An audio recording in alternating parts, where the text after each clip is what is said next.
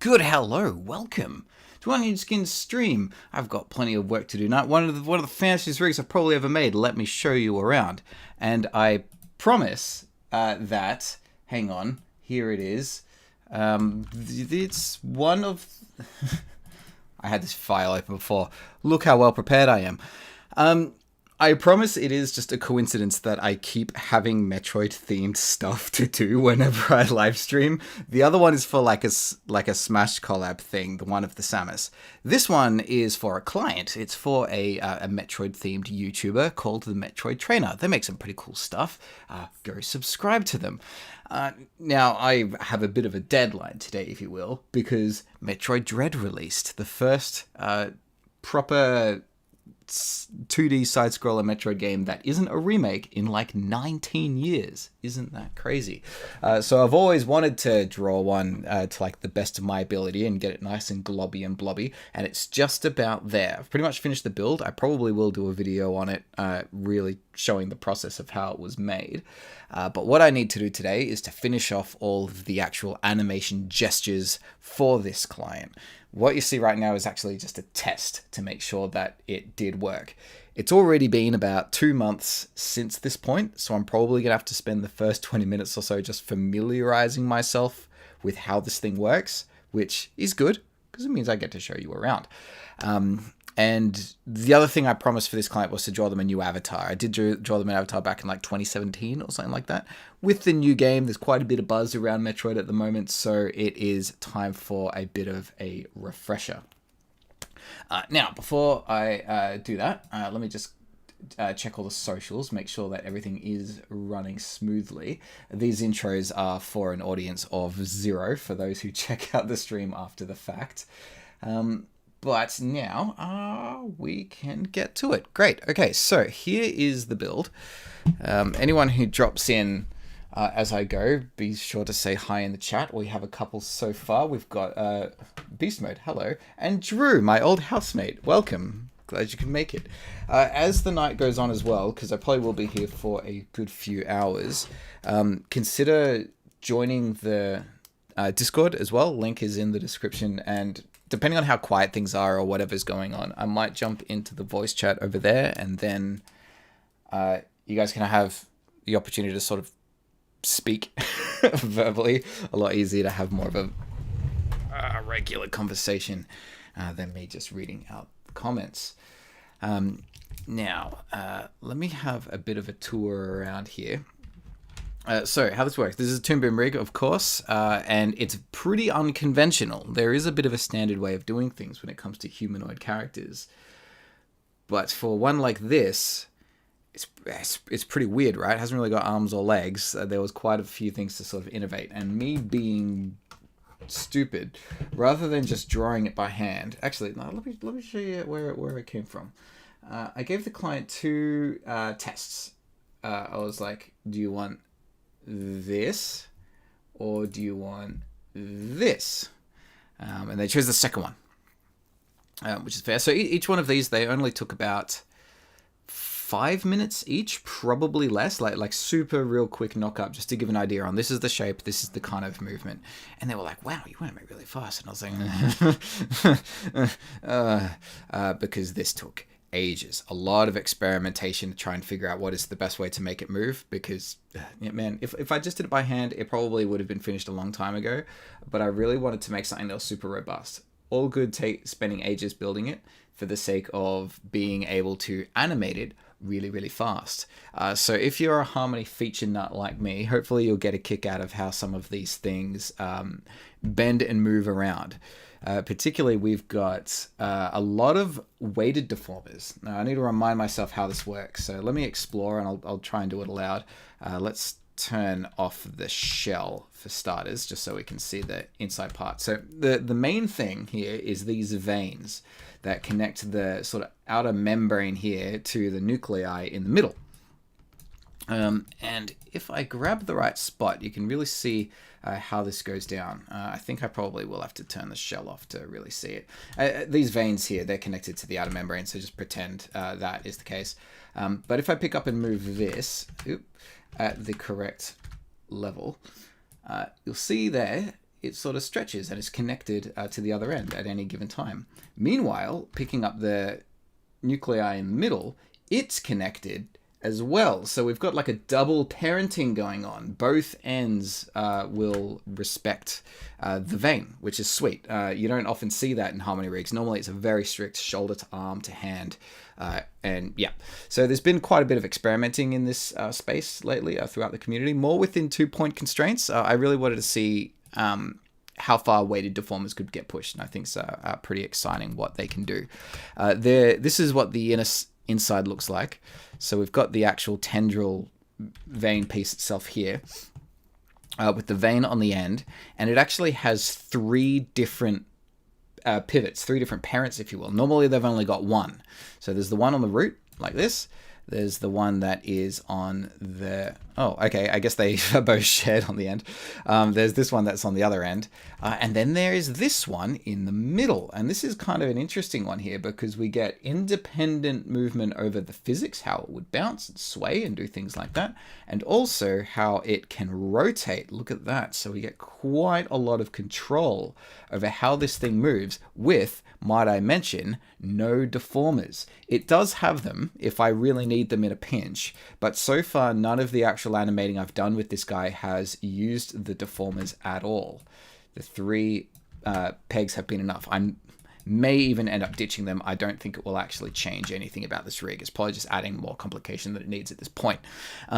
But the other big thing I get here is the dynamic spring. And the dynamic spring, for those who haven't seen it before, is essentially automatic physics. It's friggin' rad. They're really simple on the surface because it just takes a tween and delays it a little bit.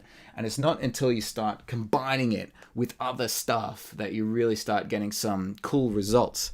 Particularly, it is, like I've daisy chained a few of them. You can see outside of the nuclei, the whole assembly here, it goes through a spring, and then it goes up to a 2-point constraint for the whole, like, dang membrane thing. And so, like, watch this. So that all moves around like that, but then that has another spring where the whole assembly can do this and squish and squash and stuff like that. Let's turn the show back on. Where is it? There we go. Squish and squash like that. There it goes. And then at the very top is where we get the whole assembly will move. And the springs, they cause a delay for all of these sort of parts. So basically all I will have to do now is animate this one peg just around the screen. Just pick them up like that, just move them around, and everything else should delay correctly. So this is how it goes. So you see here, we've got like a bobble, and you see how, see that? See that? The membrane flexes up, and then you see all these veins blobbing around after the fact. I'm not animating that. That's all by itself. Really, really thrilled with that. Super cool. And then when it starts flying around the screen, so hang on, we've got another physics test here where I'm just sort of tweening the main peg just up and down. Bop, bop, bop, bop, bop. And then all of that jiggle happens afterwards. So we get a nice jiggle of the main body, and all of its internal organs have their own little bit of life and energy to them as well, which I think is really fun. But this is the challenging bit. That was all well and good. It broke down when it had to move any further, right? Because like I wanted it to be able to have quite a bit of movement when it's just sitting here stationary. And then when I wanted it to move with speed like this, you can see I've solved it now, but let me show you what happened initially. This was the first test. I got this. Oh dear. That's no good at all, is it? Falling right off the edge and out. So what do? I was feeling a little bit dismayed at this point because obviously there was no way to compromise. I couldn't have the same system work for both scenarios. It needed to jiggle a lot when it moved slowly, but it needed to jiggle very little when it moves very fast, because like this thing has inertia to it. It's like pulling up a rubber band. The faster it moves, the more it will spring. Fortunately, the constraint system in Harmony, like basically anytime you see an olive colored node like this, they have this sort of tealy looking one as an extra point, which are these here. And this is sort of a little control system that I've not really seen used very often. and they're sort of an influencer. Like this is actually a way that I can increase or decrease the influence of how much spring it has on the fly. Like this thing can be animated between 0 and 100%, depending on how fast it's gone. So now that they're visible, check out how they change. I did 3 different tests, and this is me actively reminding myself what I did because it was ages ago and I've forgotten. So you can see at first, hang on, they turn off as I scroll. At first we've got, oh, there we go. You can see them shuffling around as I try different things. Now we've got the challenge of remembering which one's which. I might have to draw a little guide for myself at the moment. We've got veins, nuclei, and membrane. I can only assume that they are in order. Let's try unpegging one. Oh, okay, they got a dang waypoint. Tear you out. Okay, sweet. I think they are in the order that they appear. Not good enough for me. I'm going to need a way to see that in action. So let me just get, apologies for the mess. Control guide. Oh, actually, sorry, by the way, before I get into that, there is one more thing I wanted to show, and that was for these claws at the bottom, because they do their thing as well. A nice opportunity to just slap in a simple master controller. I think this is something that people overlook when it comes to the potential of master controller. I can't find the damn thing. Where is it? Somewhere around here. It's been far too long. Hang on. When in doubt, select everything and then press the button. It's not doing it. I didn't delete it, did I? Oh dear. How embarrassing. Sorry, let me have a look. So basically the fangs only ever have 2 positions, out and in. They're really simple. So animating those 2 points, it's like, well, I could copy and paste keyframes for those 4 layers, or I could just save those 2 positions to a lever. Really simple. A lot of people have a tendency to really overcomplicate master controllers to the point where they're actually a little bit impractical, because they're really fancy on the surface. They look great in demos. You might have seen the ones where it almost looks like a 3D head and they're really fancy, but then you pass them to an animator and they're like, ugh, because they're really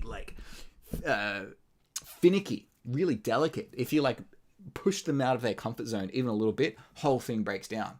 So they're great in certain contexts, but you got to be wise on when you choose to use them.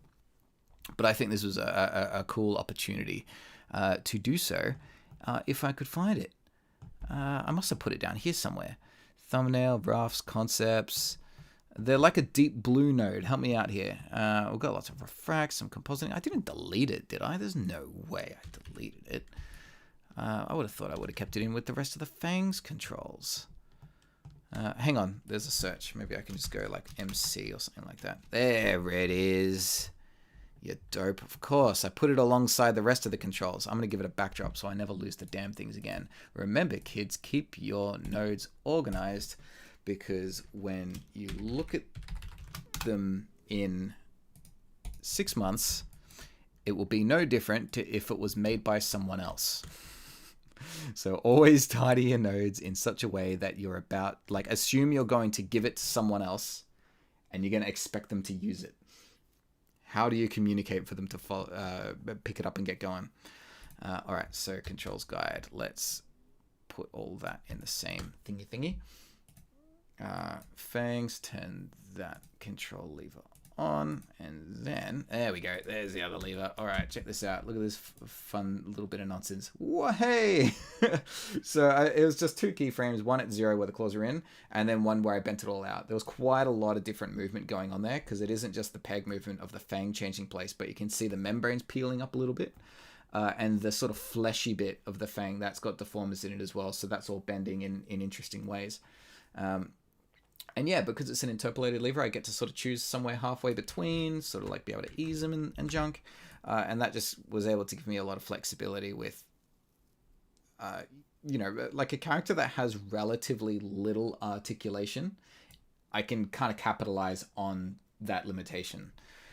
So, really consider what your goals are when going for something like this. Because, of course, this character, it will never be able to turn, right? It's always going to face the camera. I knew what my goals were before I started. It just needs to fly around the screen, do little blobby physics movements, and be able to express with its claws a little bit, and that's about all. And I feel like there's probably quite a lot of personality I'm going to be able to milk out of that. Like Koto PZ right there. He just said the mouse is so satisfying to watch, right? I was really happy with it. Like it almost looks cute. Like this is something that I think people enjoy about the Metroids as an alien, is that there's something that is so like not human. There's they don't have a face, they don't have hands or anything like that, and yet you are able to like make them look aggressive or innocent or frightened or hungry. I really like creatures and robots that are able to still express in that way without having, like the Daleks are probably a good example. They're my other favorite. Okay. Let me just get my bearings on what these controls needed to be before I start animating. So first one was, let's get a better color. How is everyone, by the way? Thank you for joining and checking out this silly little build. I hope you're well. Feel free to ask any of your questions or tell me about what you've been animating and things. I'm always happy to pause what I'm doing and do little demos of stuff. Like if you're stuck in Harmony in whatever way and you want to see how a particular feature works, there's a lot of subjects that I get requested to do that I frankly just don't have time for. I've got an enormous list of different Toon Boom Harmony subjects that I just assume I will get round to, and then suddenly it's been 2 years and I still haven't done the video yet. And then I'm always surprised when I'm doing personal tuition, just like a one-on-one with somebody, how much information we're able to churn through just in a couple of hours. So it's often more fun just to do it in one clean take here, because then I don't have to edit it. Hooray. Beast Mode asks, how do I do color? That is a stupid broad question. Can you be a little bit more specific, please? Okay, interface. What we got? Veins is one.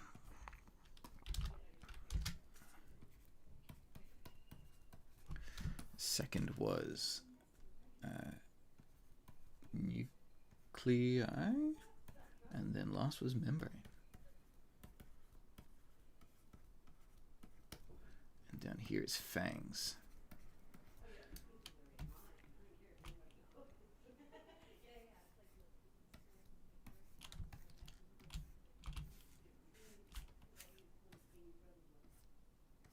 That'll do. Pretty gross, but at least I can see what does what now.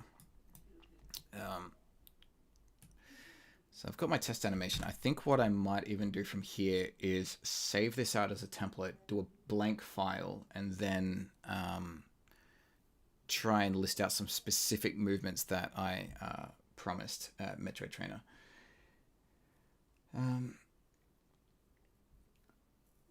Okay, Gifted asks, pick a color and paint. What about it? Oh yeah. How do I do color picker and color paint? Well, the main thing about the fanciest thing that is to do with color in Toon Boom is just that you don't have a color picker like you do in Photoshop. Every individual swatch is one, and then you can update it afterwards. So that green, if I was to change it to blue and pink and things like that, it will change it wherever it appears across the entire document, which is pretty wild. You get to do all sorts of cool stuff with that. I had quite an interesting time trying to figure out how to get the color right for that membrane there, and look at that. Look how it changes when it gets rendered. All sorts of glows and cool little tricks on the export there. Should I draw balls outside of the square thingy and color that in the color layer? Is that specific? No. The sub-layers, the line art, color art that you might have heard of, they are simply a recommendation. You start to split them up if you're doing complex rigs where things are sort of getting sandwiched together, where rather than, like normally you stack layers, 1, 2, 3, 4, 5, and in Harmony it gets a little bit more complicated than that, a little bit more 9-dimensional, if you will, where you can have 2 layers occupy the same space, where some of it is behind a layer and another part of that layer is in front of another. It's wild. Like think like someone's collar, like a collar on a shirt.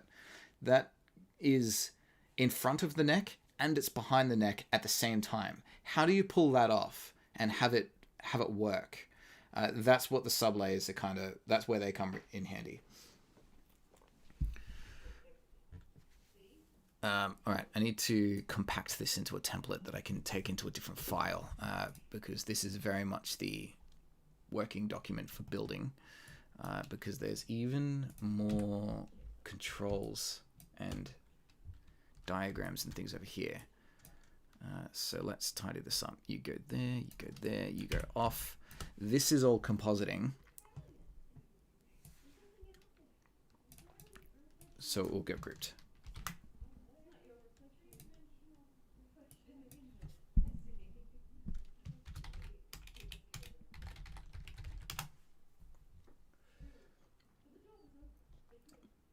Koto PZ says, my favorite thing about the color picker is that you can pick anything in your screen and even outside the program. Yeah, I love that too.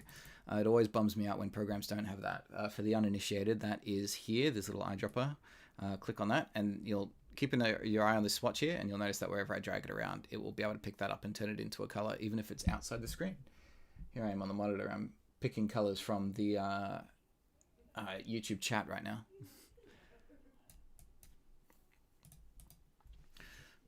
All right, compositing these groups, and I'm wondering if I should try grouping all of these other parts or if that's just going to make it needlessly complicated. Nah, I'll just take the master parent peg there.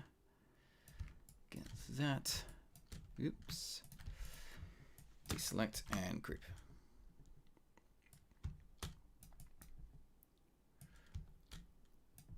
Cool. Oops, wrong one.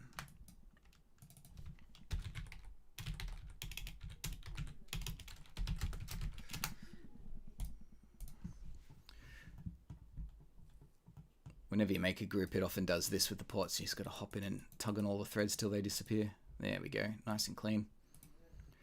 And I think you are more or less ready to be animated now. I suppose there's the question on whether or not I should export these controls outside of the rig. I think I probably should. Although it's probably a little bit late to cut and paste them. Everything's going to disconnect now. Let's try grouping them. Oh, jeez. that's no good at all. Okay, no, that's going to have to live there inside the group. That's fine. And then I'll just grab a little insert here.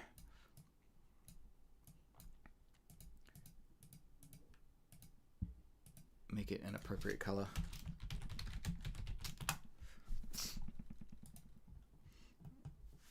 And then you get put in the library.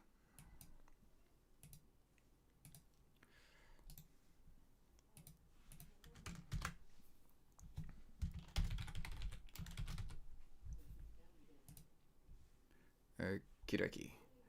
And now, new file.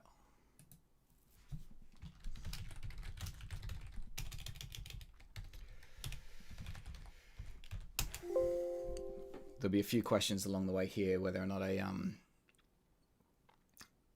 sort of deciding if I should have one file for each little gesture or not.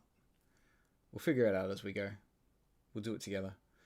CodePZ asks, so I don't really have to open all my models in Toon Boom. I just have to open my second screen or something. What do you mean? I just have to have it opened in my second screen. Here we are. All right, let's go get it in the client's file. And there you go. Out you come.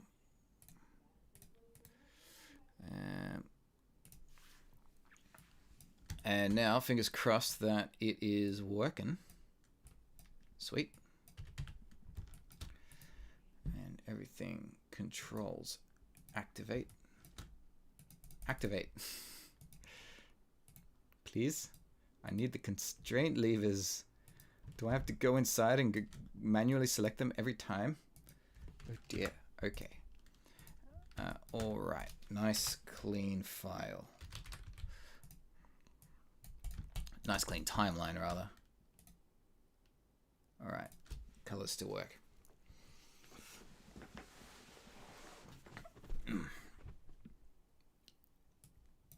And now I can feel free to chop and change this timeline around as I please, because I think there's probably parts of these tests that I can salvage rather than having to start from the beginning every time. Something like that bubble, it's just moving. That's sort of the preset there, isn't it?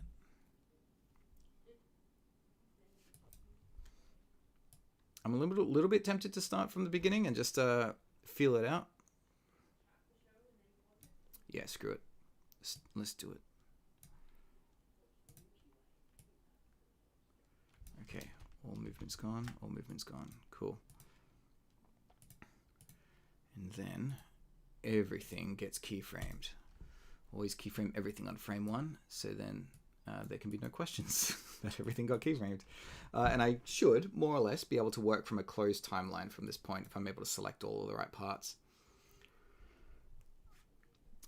And if bobble is on a minimal movement, there we go, look at that. You can see how everything sort of moves around. Interesting that my controls stay put, but the interface is moving. I put that together pretty carelessly, didn't I? That probably needs to stay unhooked. There we go. Hey. All right, now watch this. If I move it over here, you'll see everything will suddenly just like snap like that. All the physics stay intact.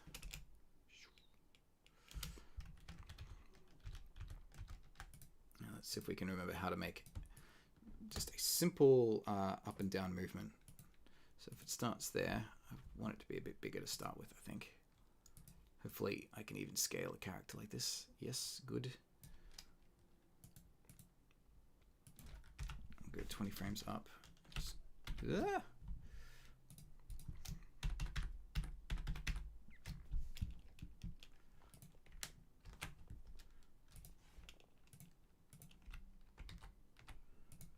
We're now entering the part of the workload where it's really difficult to talk and work at the same time. Apologies if I get a bit boring. That's really slow, isn't it? My goodness, I'm grateful I don't have to animate on paper and do timing charts before drawing it. That'd be really scary. I can use the new timing nodes for this as well. Yeah. Cool.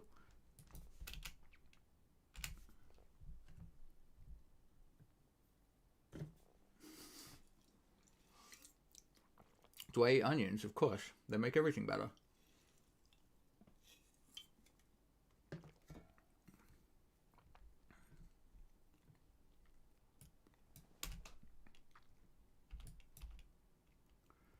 Okay, what do you think?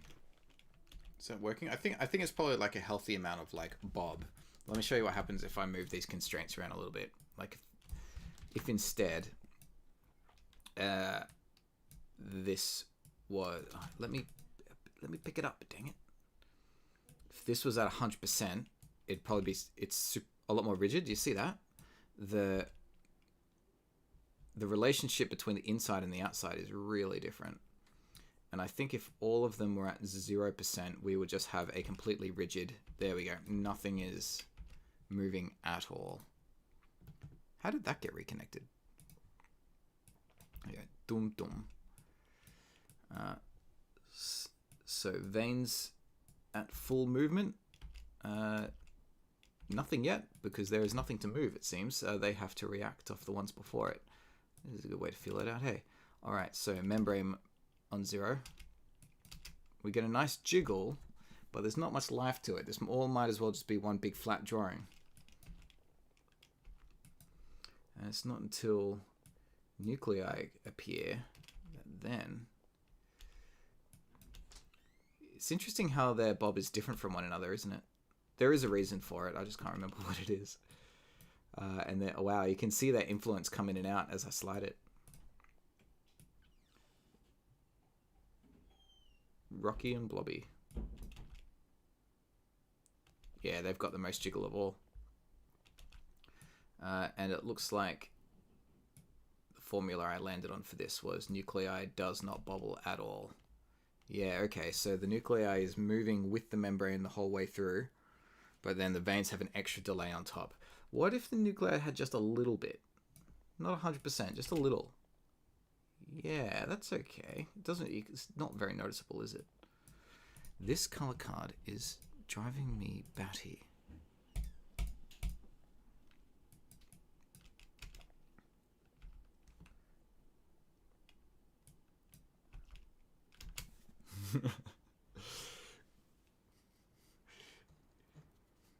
I didn't. You pinned me into a corner, beast mode. If I'm an onion and I eat onions, isn't that cannibalism? No comment. Baref, how are you doing, my friend? It's good to see you.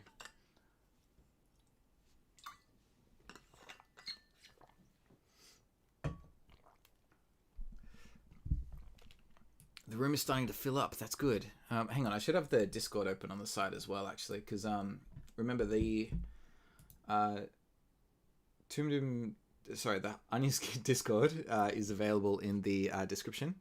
Please come hang out there. Depending on how things go through tonight, I might hop onto the voice chat there later, and then we can converse with a couple of you, provided it doesn't get too crowded, of course.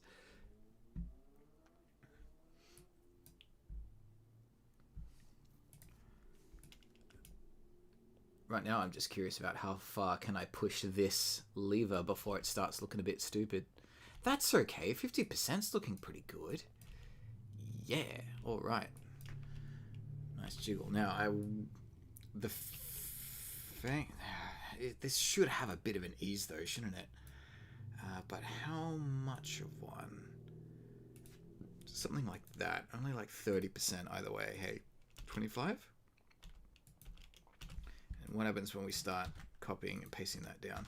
See, I know I said that I was animating like with a closed peg, but that was probably a bad idea because it means everything down the whole chain is getting keyframes, and I'm not animating every keyframe. I'm only animating this one dang peg here.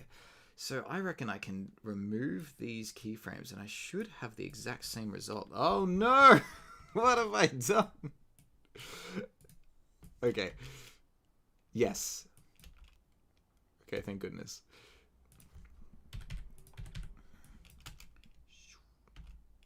Alright. The amount of ease, therefore. What happens if I crank it right up? There's a lot of experimenting going on today, isn't there? 90% either way. Everything at 90%. Wow. Hey, that's not too bad. It's a bit of it. Same amount of movement, but we get a different level of excitement out of the character.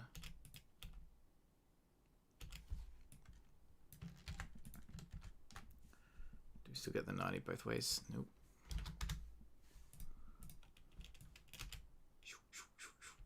Okay, that's too much. There you go. Do you see there? The vein's starting to like peel off the edge.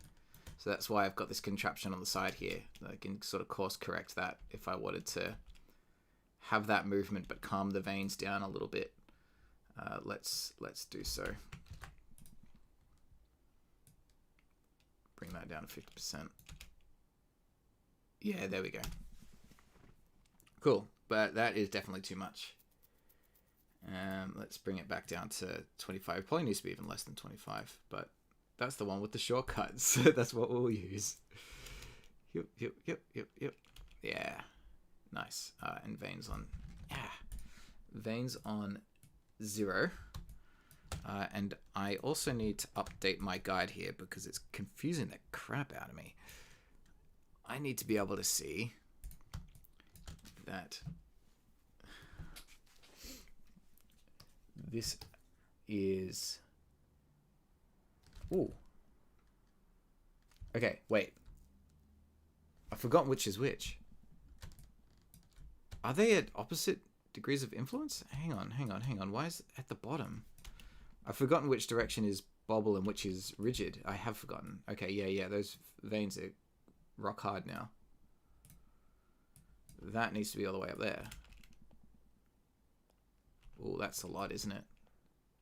That is too much vein jiggle. You need to be at about 75%. That's too little vein jiggle. 85%. Okay, no. Calm down, settle down, veins. 80%. There we go. That's good. Okay, so...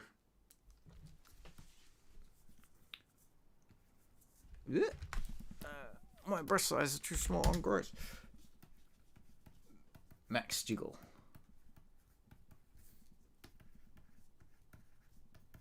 And rock hard percent. And max jiggle percent. There we go.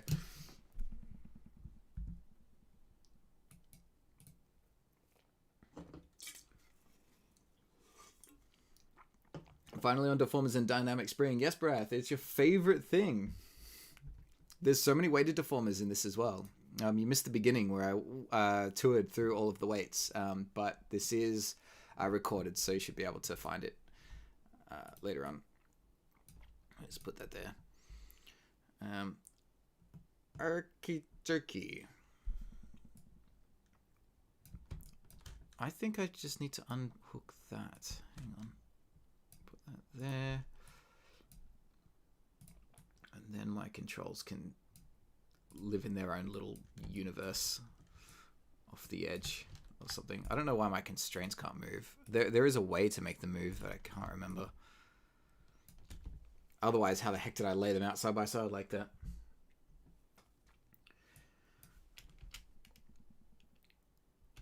This is interesting. It looks like the bulb is getting more excited with each bounce.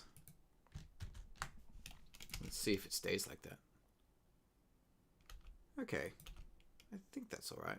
I want to be able to provide a perfect loop of this jiggle. So if it has to speed up and then calm down, that could be an issue for the animation.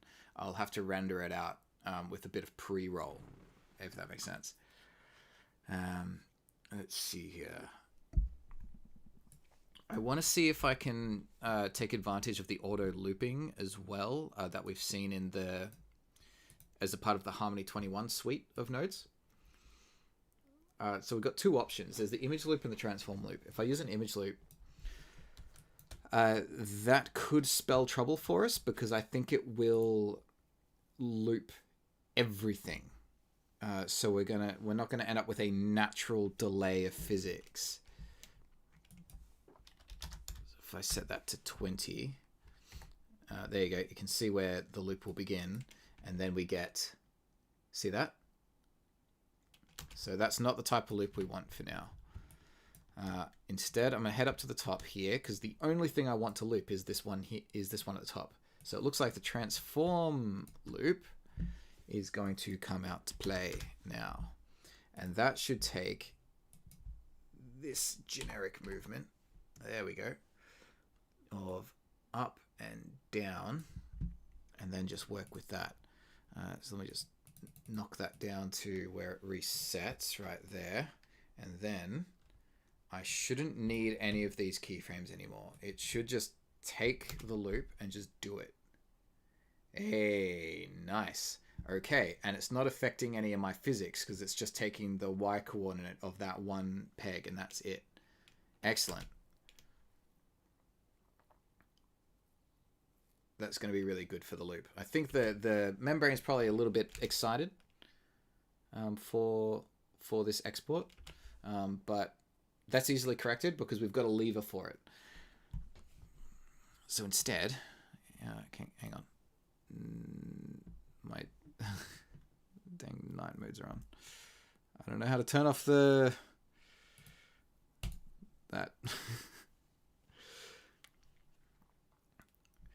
Whole screen turned orange on me.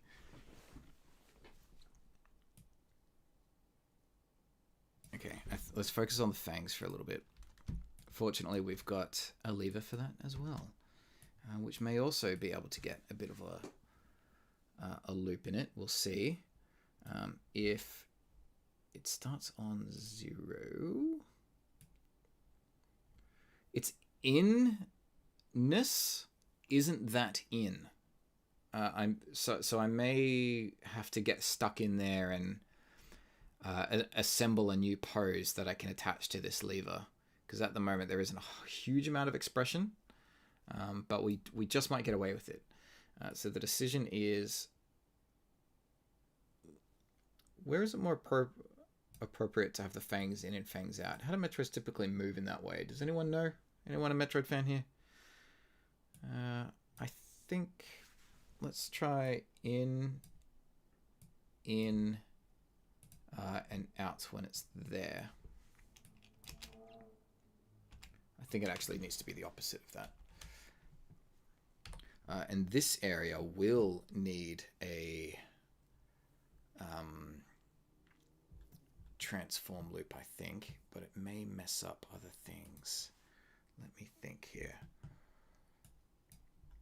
Because the loop node, it doesn't have a secondary port to say ignore everything from above here, right? The constraint nodes, they've got this handy little, it's like in the dynamic spring.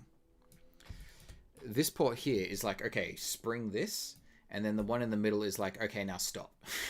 Settle down. You can see it in action a few places here, where I've got, what is this thing? This is the base, so the main fleshy bit at the bottom. So it's going to flex and bend along with the shell, it seems, but then it will stop and ignore from the nuclei? Hang on, I think I got a better example there. Nuclei is flexing all the way up the chain, but then the middle stops from this spring piece. Okay.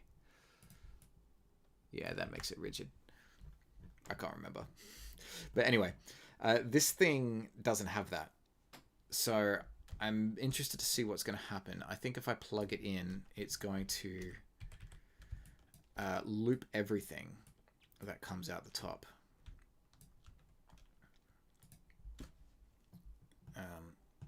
And it may or may not be necessary to add a port here where it can go from this spot down to here and then say, okay, don't loop anything above here. I have a feeling something like that would have been integrated if it were possible, but like I respect that these nodes probably would have been really difficult to create. So let's see how it goes. What was the loop limit again? Was it 20? Is that how long it is? No. Ding, ding, ding, ding. Uh-oh. There you go. You can start to see the problem coming in now, can't you? It loses its synchronization.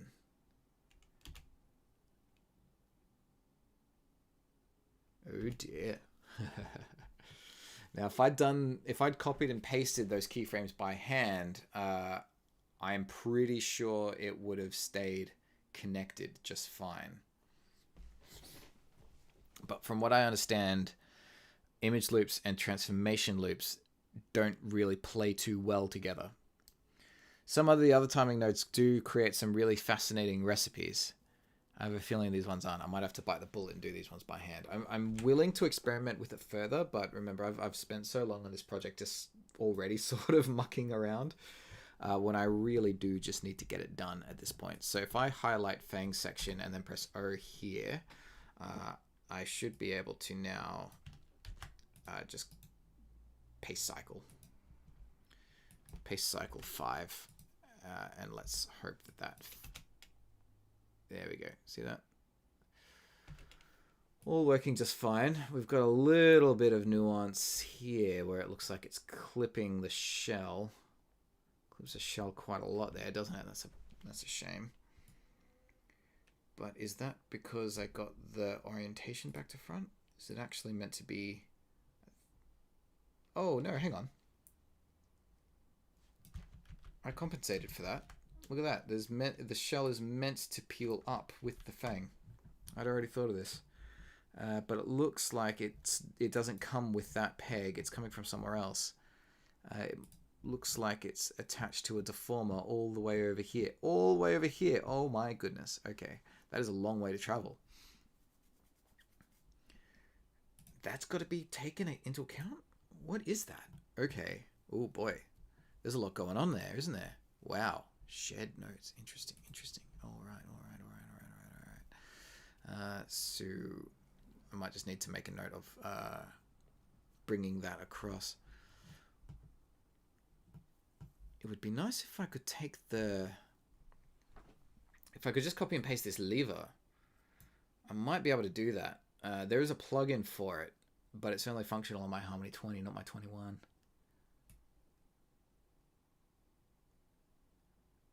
It's funny, this, isn't it? Like, the whole point of building this really complex rig was so that I should be able to animate it bobbing really fast. And yet it's still taking me ages because I'm a doofus. I was meant to just be able to knock out movements like it's nothing. And in a weird way, it is, because there's still only 2 keyframes. It's only moving up and down a little bit, and that's it.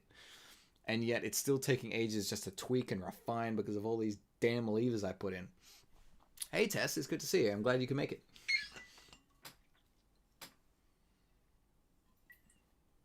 We've been meaning to do a mutual stream together for ages, haven't we? Hopefully we can soon once I get past all these dang jobs. Do I still have my other version open? Hang on, I'm going to go get the working file so we can compare, because I know that I did throw those animations together really quickly. They were only a test, but I have a feeling I probably could have just exported them and submitted it, and the client probably would have been happy, and I could have saved myself this pain. But no, I want to have some gestures, because, you know, like, this is for their Twitch streams and their emotes and stuff, right? It's got to have something that can sort of just, like, sit in the background and do its thing. Okay, so it looks like I just never really attempted to make a proper loop. I've got one jiggle, and there I just, like, puppeteered it with the spring. Yeah, all right. So maybe what I'll do, just rather than trying to fight my rig and just insist on efficiency, I'm probably much better off if I just bit the bullet and did it by hand. So if I delete these keyframes here, we have a look at the top.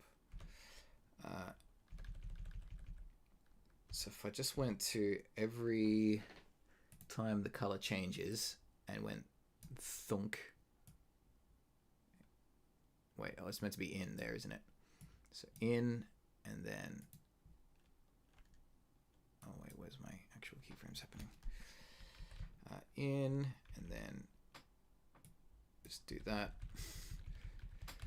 See, this feels like a grind, but it's quick, and I'm assured that I'm going to get it right, more or less. This is the conundrum that I face all the time.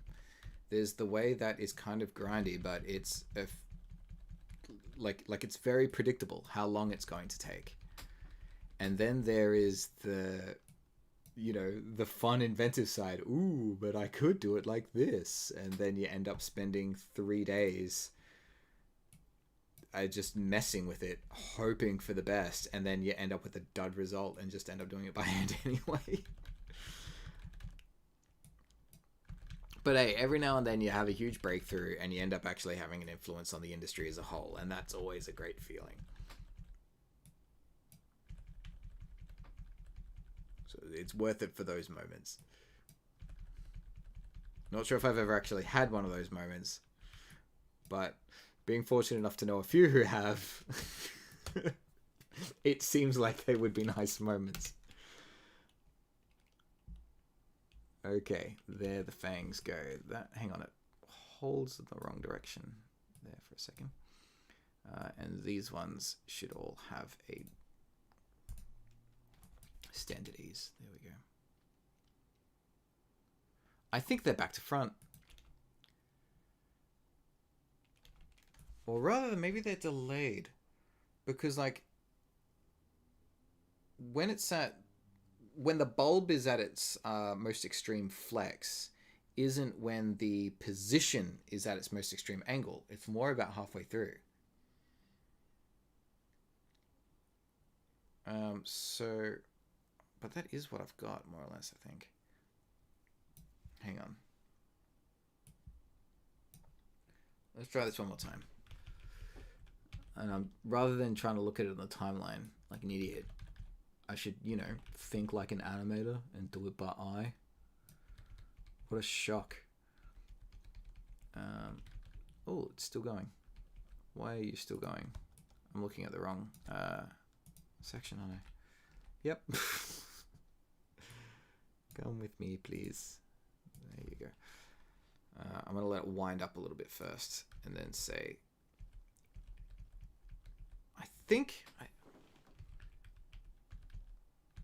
now there's the decision of, is it in when do the fangs go out when it's elongated like that?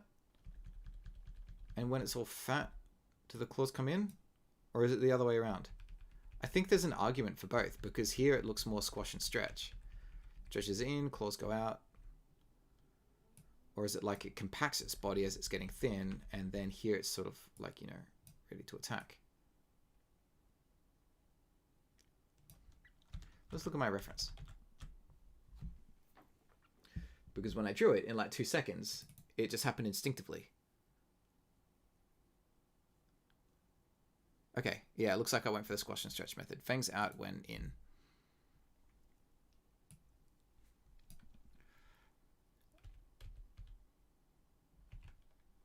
It should actually be...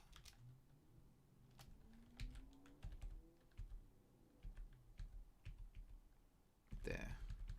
And then at its fattest point... Ooh, a couple of frames beforehand. Yeah. How about that? Oops.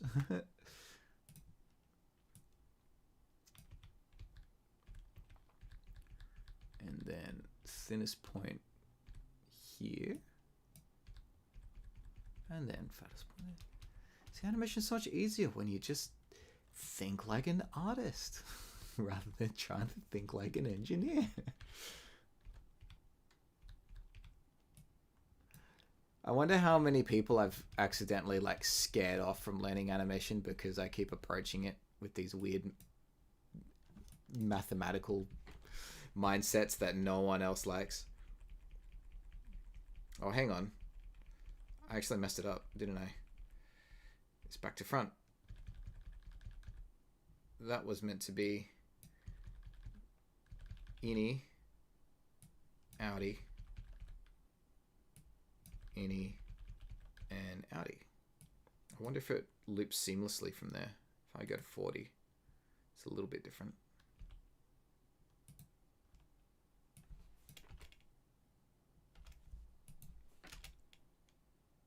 I'll give it some ease in a second.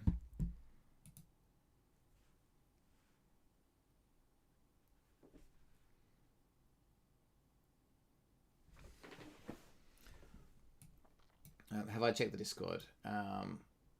Yes, but I unfortunately don't get to check it every day. Is there a particular thread that you're pointing me to right now, or?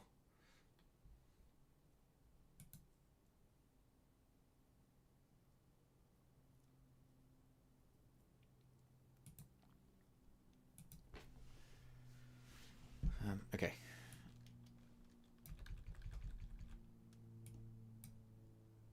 I'll give 50% ease. Yeah, that's looking fine. Yeah, nice. Interesting how it's not timed evenly. I wasn't expecting that.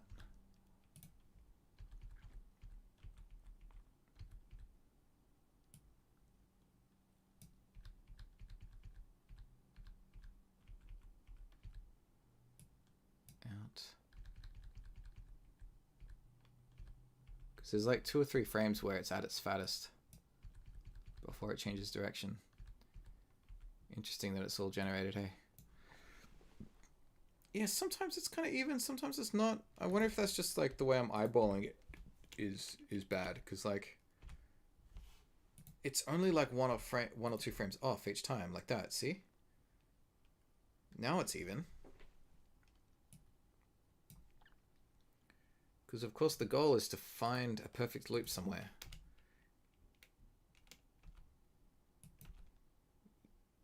He's looking pretty excited there, isn't it? It's kind of cute. Alright, cool. I think I've got it. So this frame should look more or less exactly the same as this one. And it does! It's identical! Yeah! Is it right down to the vein physics is identical? It is! Excellent, excellent, excellent. Alright, fantastic. Alright, oh man, what a relief.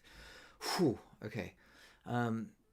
Let's see if I turn off animation mode completely. If I give the membrane a little bit less excitement, because I think that's it's pretty full on. If that's gonna be like your Twitch emote and it's always like just on in the background all the time, I think that might be a bit distracting. So if I pull that down to, is the fangs lever in the way? It is, isn't it? It is. Can I turn it off? I'm pretty sure the master controllers have a option somewhere where you can turn off their label size, label color. Oh, maybe I can only make them invisible. I didn't even do anything. I think I just have to push it out of the way. You live down there now. And actually, no, that's no good because it's still overlapping there. You live over here. All right, let's see what changes if I... Wow, what a difference that makes, doesn't it? Like if it's rock hard versus super floppy. Wow. All right, so let's try 50%. See what we get. Really gives it a different personality, huh? 75? It's a big difference between 100% and like 95. Like nearly all of the energy is lost by 80. Look at that. It's barely doing anything. 100%. Can't get enough of it. And then 90. Yeah.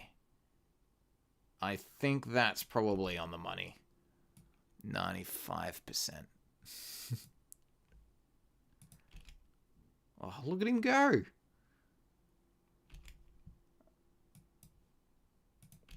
What do you guys reckon? I think 100% is too much. Maybe like 95 is enough to pull it down, and then 95.7.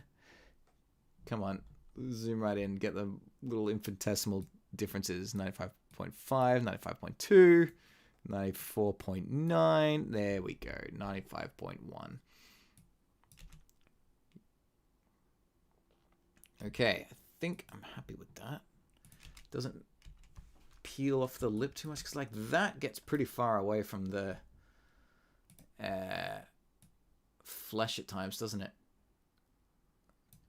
Which is funny. I didn't think it would do that. What happened to my controls? Oh, I turned them off.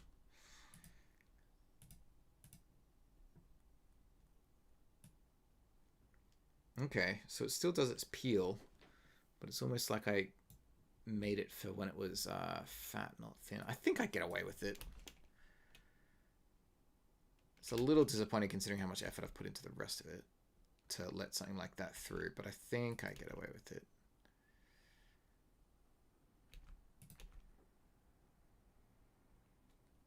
All right. That'll do for gentle loop. Color card off.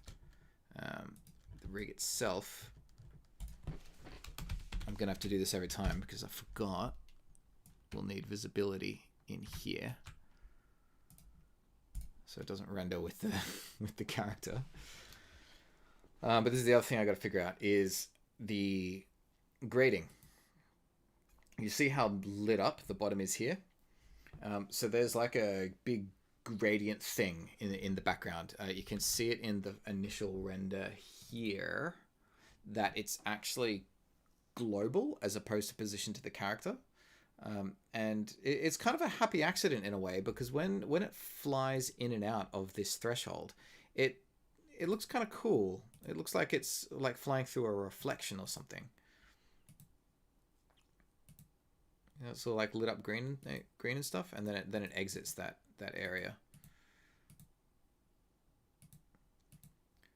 But I'm gonna have to be relatively deliberate about it for smaller, more subtle moments like this.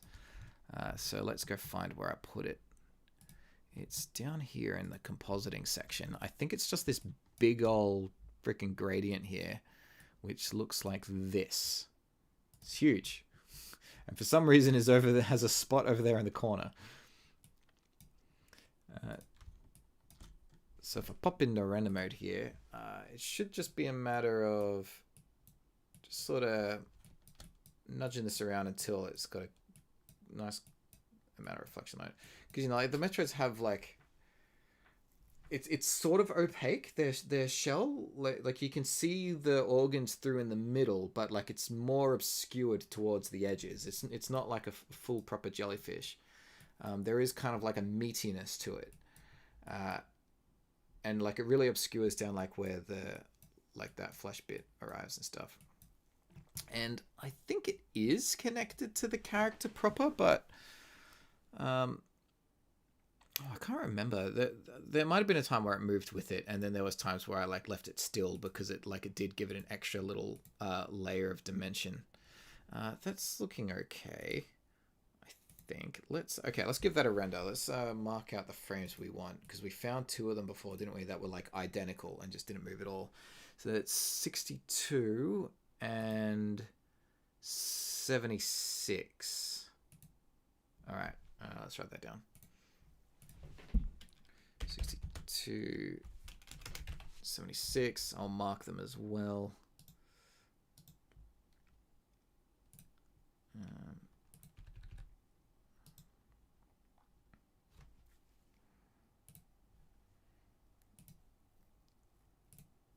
I read a movie. Sausage Roll 2. That was ages ago. Loop. I've already forgotten. 6. I'm glad I wrote it down. 76. 17 resolution. Bang. Ooh, hello. I don't think this is going to export with transparency. Because I don't have many codecs. That's just going to export as a MOV. When it comes to doing these for realsies, I'm going to have to export them as an image sequence and then put it into the editing software. But we'll be able to see it with the proper colors. Normally at this stage I just export as a GIF, but those colors are gross. Uh-oh.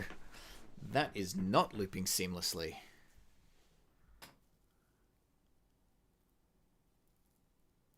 It's something there is snappy. Also, it's got these gross edges to it. Look at that. Why has it got those seams? That is nasty. Also, why is there an orange...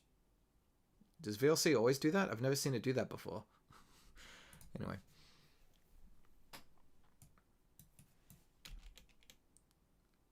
Yeah, it is not meant to bounce. But it's... Oh, hang on. Oh, yeah, no, yeah, I'm dumb. I need to render one frame before it. Ay. 75. Doi.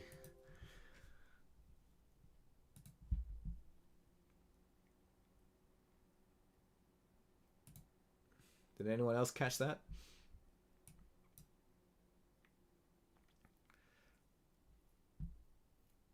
If snails are so slow, why do we never see them coming? It's like, boom, there's a snail. I have that philosophy when it comes to jumping spiders. Like, they're very small and kind of adorable, but you definitely get away with being frightened of jumping spiders because they don't apply to the principles of animation. They don't have easing, and one could argue that they don't even have in-betweens. They just move in keyframes. They're on the wall, and then they're just on you. They teleport. That's not okay.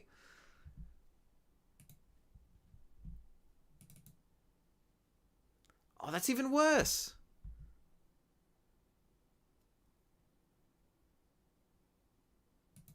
Why is that worse?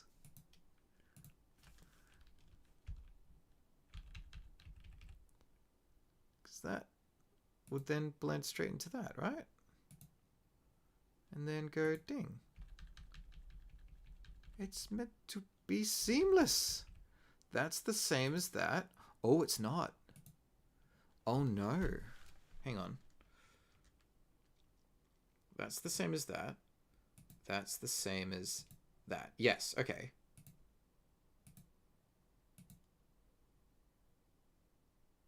Two later, three later, four later, five later. Oh, hang on. I need to see two different frames at the same time. There's no way to really do that, hey.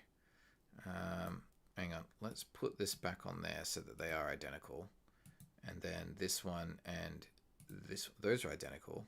So what gives?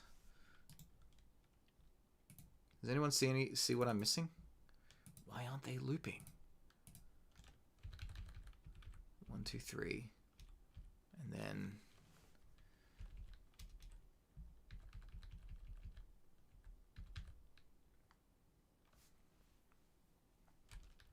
1, 2, 3.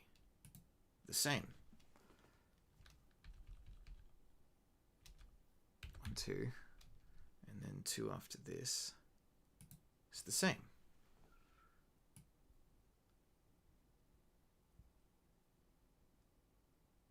To all intents and purposes, that should be exact. 62 to 76. I must have missed something real obvious. Let's try image sequences. They're my favorite anyway. 62, and it should just be to 75 because 76 is the same.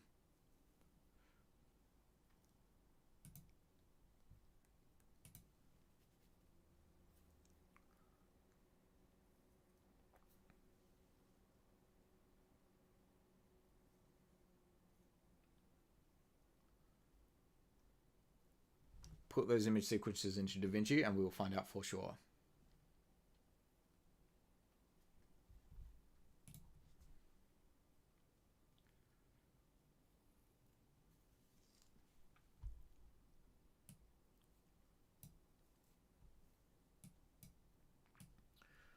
By the way, I'm getting pinged by YouTube that my connection is unstable and it might be a little bit jittery. Could I get some of you to confirm if the quality is okay right now?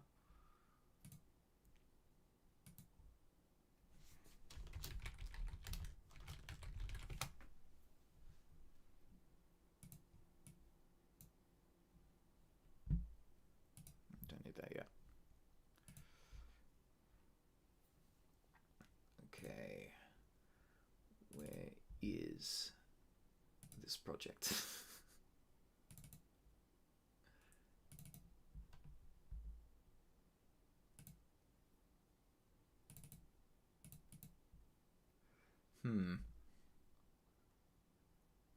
I exported it wrong.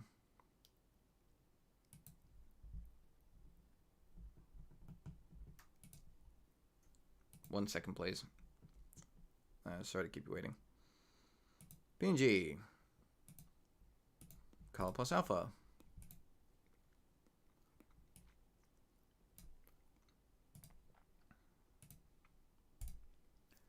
Export once again.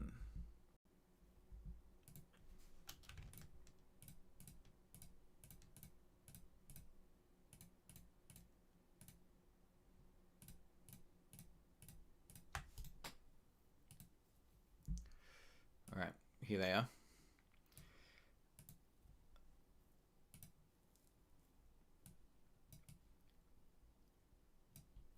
Let's get them looping. It's only a few frames. Yeah, it looks fine here.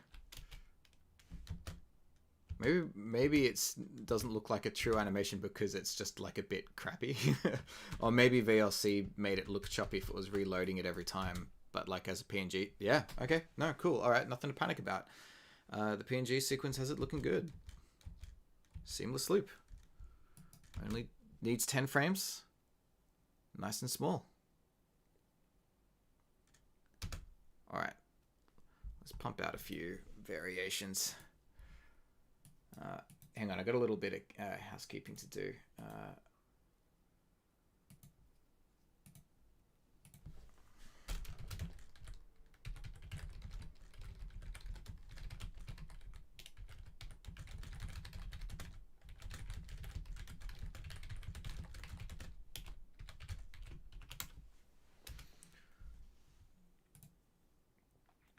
YouTube is still giving me connection issues. I hope it's okay. What editing software do I use and why? Great question. I use DaVinci Resolve because it's very reliable and it's free. It's like much better than Premiere. It gets updated frequently. It handles a lot of stuff. It can do all of your audio, all of your compositing. It's the industry standard for color correction. And its editing is just superb. It has zero learning curve from, like, pretty much a zero learning curve if you've been editing in other programs. Crashes less, handles a higher workload. It's got thumbnails in it. It's great. So easy to use, especially just for things that I use it for, which is like, assembling little animation exports on the timeline and editing YouTube videos. Like, that doesn't really require anything too crazy. I just take my big batch recording and then splice out all the ums and ahs, which is why streams like this are tricky for me, because there is no opportunity to go and repeat lines. But it is also very nice to be able to finish and then just be like, oh, I'm done. I don't have to spend 10 hours editing this. Fantastic. All right. First animation's done. What's next? I think I might like to get some variants of the bubble out, some more intense ones, some more gentle ones. And then we'll do some more character stuff as well, where it's looking a bit more vicious, where it's swinging around the screen, stuff like that. Can I get some feedback from you lot on the compositing, by the way? Because, like, the fangs there are pretty, like, green-ish. The color correction might be a little bit much, whereas, like, if I pull that down a little bit more, then we get some of its natural color back again. Like, look at that. See? It's, like, pretty dark there now, which is probably more what we want. Something sort of subtle like that. A little bit of obscureness to it, rather than being like, whoa, There's a huge amount of range in color depending on where I place this gradient. So maybe I'll actually export the same thing again, but just with a different color option. I'm almost tempted to keyframe it in different positions just so I can spit out both variants with the same export piece. All right, hang on. And let me dump the old one in a folder so we don't lose it.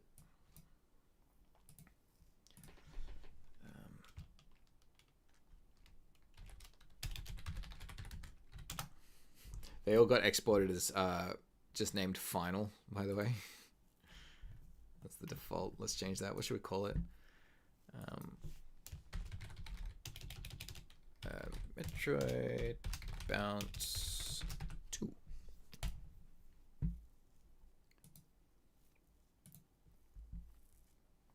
Thanks for coming, by the way, everyone. I really appreciate it. I know that sometimes these get a little bit...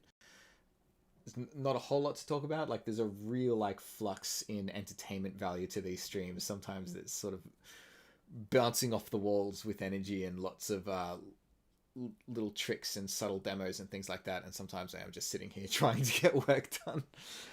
When I was actually building this rig, I did try to do a stream, but no one came, so it has not been saved.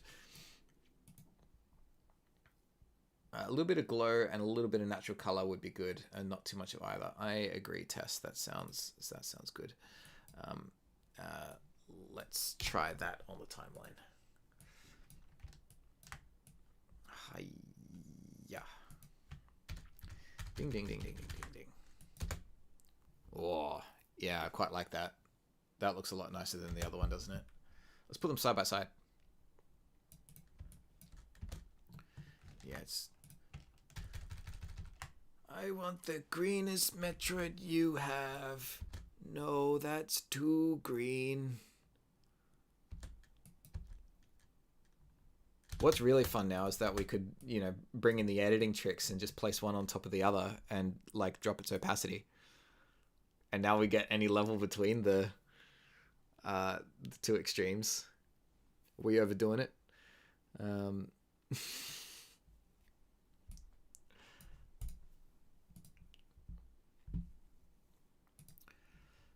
All right, that was a good movement. Let's duplicate that. No, not duplicate, because that copies all the artwork. Let's do a drawing clone of that. Clone selected nodes drawing clone. Yep. Rename it to excited loop.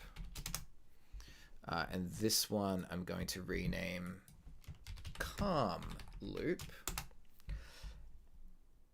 And hopefully this is where the benefit of going to so much energy to rig this thing is going to come into play, because all I should need to do now is take this node here and reduce the amount of movement between the two keys. And even that, like, look how little it is. That's bonkers. Reduce it a little bit like that. And maybe reduce the amount of bounce as well.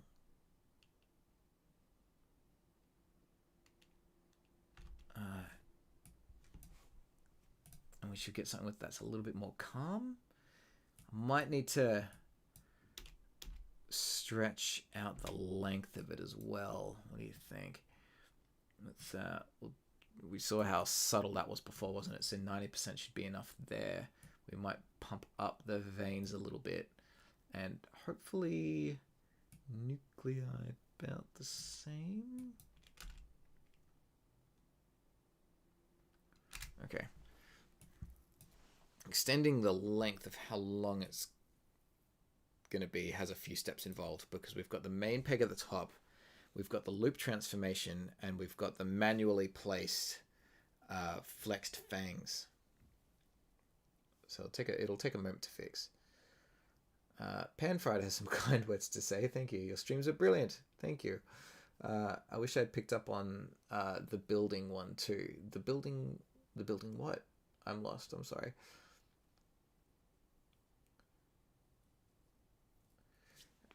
I might have to pause for a second just to go refill my water. Maybe I should extend this loop first. Hang on. How long should a gentle one take? It's still quite fast. Let's pop it out to 1, 2, 3, 1, 2, 3. And then the loop at the bottom. Where is it? Where's it gone? Oh, it's at the top. Loop transformation. Pop that out so it matches. Now my fangs are going to be way off, but that's okay. All right, that's looking all right. I think it needs even less distance traveled now. Oops. And it needs a stronger ease applied. Let's just go for a standard 50%. Yeah, cool. And the fangs, let's get stuck in there completely. Now I need to remember it's not just that piece, is it? Because we've got the whole fang set in there, but then there was this other meaty bit down with the shell that I have to delete as well. I probably should have found a way to group them together on the timeline, because now there's going to be this bit where, like, look at this. When it really gets going, you can see the fangs are still, but there's this bit of the membrane that's just like,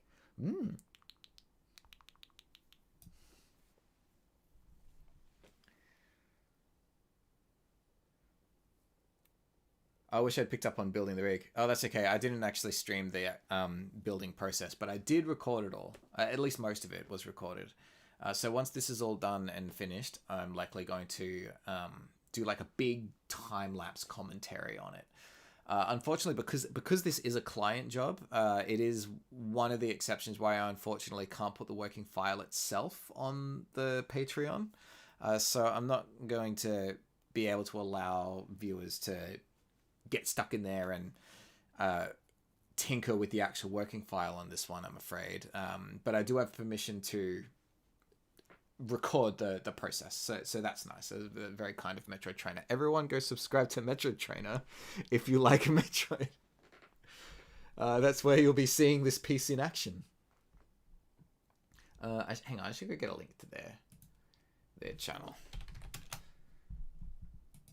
It's all the rage right now, isn't it?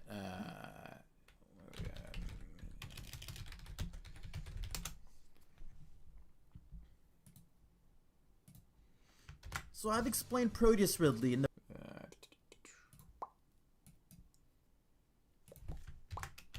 There we go.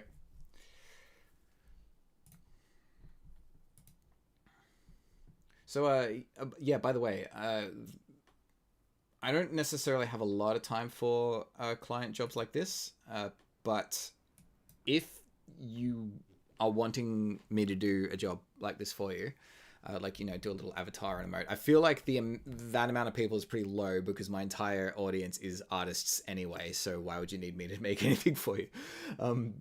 But the option is there. But I do work full time, so it's difficult to prioritize the time. However, if you're comfortable with me doing things like this, turning it into videos, live streaming it, and stuff like that, then it's much easier for me to fit into the schedule.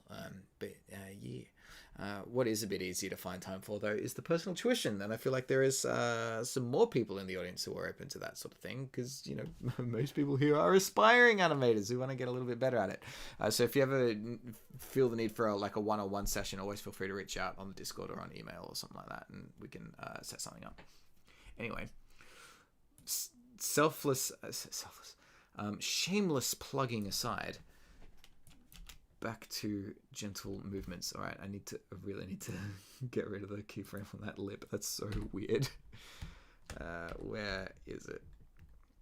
You need to be ungrouped. Okay, so we're going to more gentle bob now. Wobble, wobble, wobble. Look at how much that affects the physics of the veins. They're kind of not got much going on right now. I reckon I have an excuse to increase the physics of the nuclei and of the veins. Let's see what difference that makes. Yeah. Maybe not. Do you see that? This bottom bit here, that moves a lot further than the rest of them, and that's weird. If it's on rock hard, then they stay where they should. Oh, uh-oh. I messed up. I've been moving those with animation mode on, which means they're getting keyframed. That's no good at all. Animation mode off for the time being. Where I want nuclei to be a little bit softer, I think, and veins probably completely max jiggle. Yeah, nuclei a little bit harder. There we go. All right, that's looking good. And now the fangs need something still by hand, but they're not going to go to their extreme points, I reckon, this time. All right, but let's practice what we did last time. What the heck? What the heck? What are you doing? Where are you going? You can't go off the bottom of the levee. That's physically impossible. You're coded to stop here. Yeah, that's right. Behave yourself. Oi. What the heck? Where is it going? 9.0? That's insane. Wait. It does stop at 9. Where are you going? Okay. Are you still animating though? Do you animate as normal? Alright. Well, okay, so the nodule just wants to hang out wherever it wants. It's still animating fine. We'll let him do his thing. No one judge.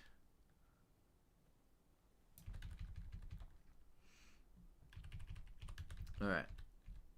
Max in, I reckon about 50% this time. Probably a bit even less. About there. Oh, that's going to be really hard to look at, isn't it? Why are you doing that? This is bothering me. Why are you doing that? Is it because you're keyframed? Will you go away if you don't get keyframed? Okay. Alright, that seems to have resolved it. Fair enough. Alright, all the way in. Means about 5? Yeah, about halfway? No, that's too much, isn't it? About 3.5. And then max down.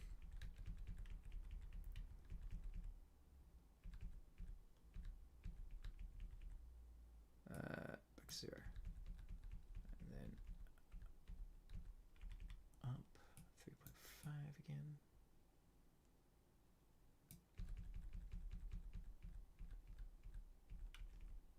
You can tell when I'm in max concentration mode because stop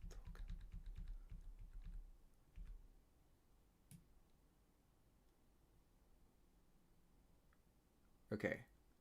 We've passed this threshold where things should be more or less mirrored. But that's not going to work because the loop is longer this time around, isn't it? Can I make a good animation without using the node view? Yes, absolutely. The node view is just my personal jam. Like I really like it. But I would even argue that most animators don't really touch it. It's not as intimidating as it looks. You just start small. Just start with standard drawing layers, and you start adding in pegs and stuff like that. But consider 02 that there's 3 versions of Harmony: Essentials, Advanced, and Premium. And the 2 lower tiers, Essentials and Advanced, they don't have the node view at all. It exclusively shows up in Premium. So animations have got to be more than possible to be good without it. It's just kind of when you pass that threshold of when you start working professionally, it sort of just adds such a smorgasbord of tools that it becomes relatively difficult to live without, because it makes a lot of things that are kind of tedious really, really easy. But the middle tier, Harmony Advanced, that's targeted at more of the traditional market. So the very frame by frame style way of working. They don't really need it. And if you kind of look around the YouTube community and stuff, most animators these days prefer to work in relatively old-fashioned methods. I'm a bit of an odd duck in that way. I very much grew up in the Newgrounds era of Flash, where everyone was really interested in experimenting with nested symbols and stuff like that, getting really clever ways of having shapes slide around the screen. I never really grew out of it. Instead, I grew into it more and more with just how complex can these shapes get?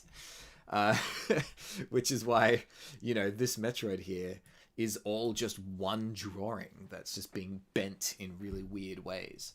And it's a method that has more of a place in TV, just for a time's sake thing. But the real advantage that we get in this environment is the fact that it's actually a hybrid nature. You're lopping parts off and drawing them all the time, because otherwise you might as well just go 3D. Sorry, you sent me off on a tangent there. Yes, you can animate just fine without the node view. I'll do some more streams and videos and stuff like that without the node view, probably coming up, after actually, no, what do you mean coming up? My other mainstream project at the moment, which also I promise is a coincidence, happens to be Metroid themed, is a fully traditional one that doesn't use the node view at all. I'll quickly open it up and show you what I mean.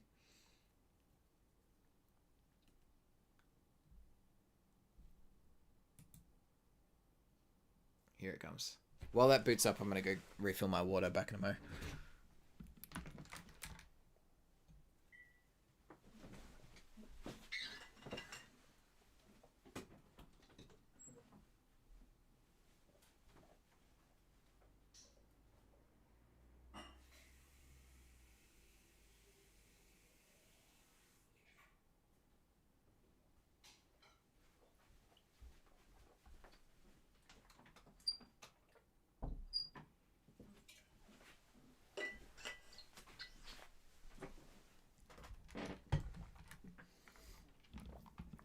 Here we go.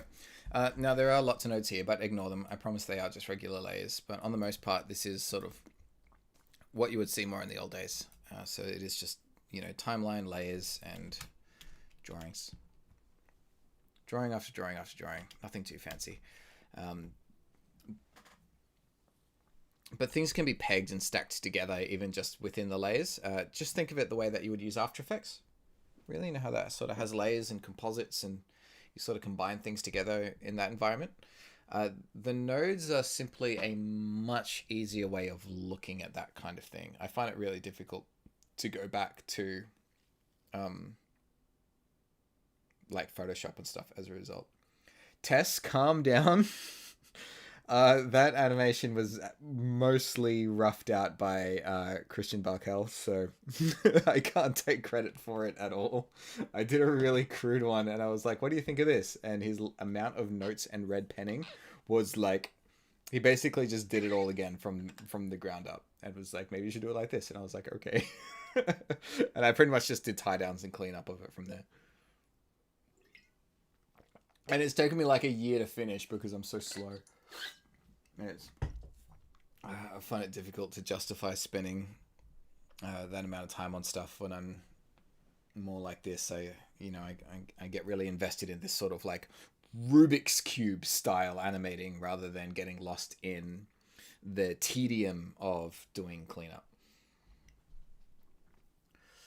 Okay, 02. I was thinking of making an anime using Toon Boom Harmony. Fantastic. All right, that other file I showed you just then is probably a really good example of what you're after there for.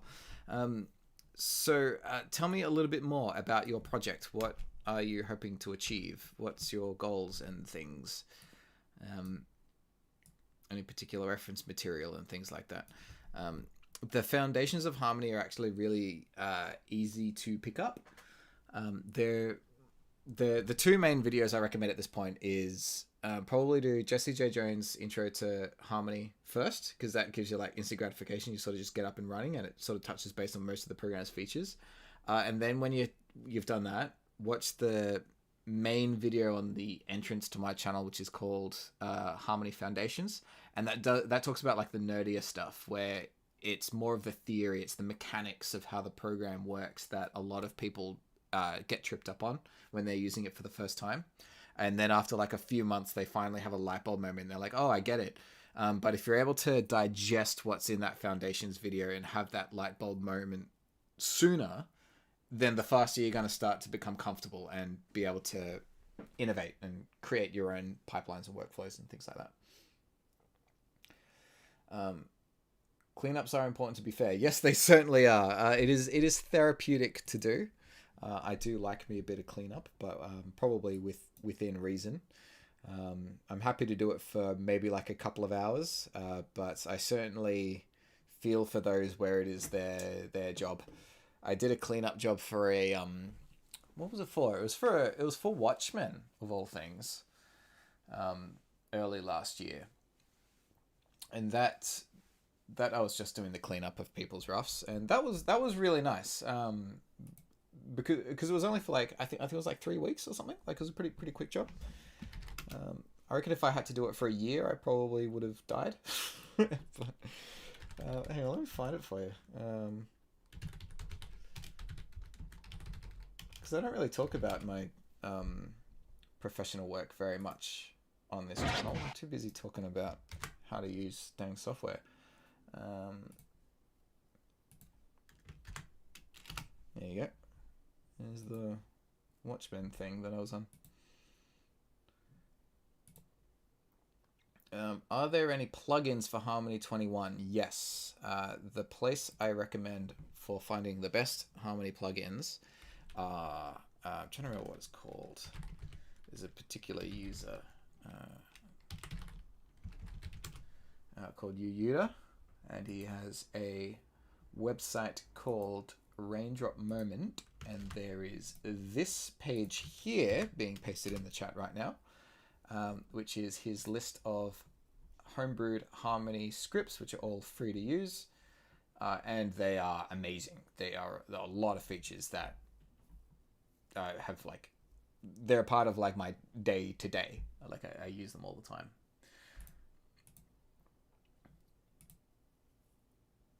I remember when Harmony first came out, says Makaru, and the only tutorials to help was my Flash to Toon Boom series.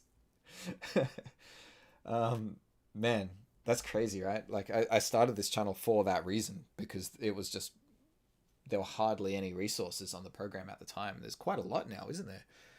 I've kind of fallen behind because I'm not very good at releasing content consistently up to the standard that I wish I could.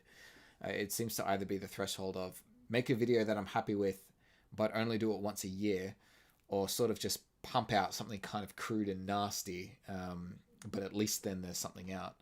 But the viewing figures really do have something to say about that. I don't know if you go back and watch the last 6 months worth of content, a lot of them are, I mean, no one's watching them, so I guess it's probably better to spend longer doing something nice than to just churn out something for this, just to have more.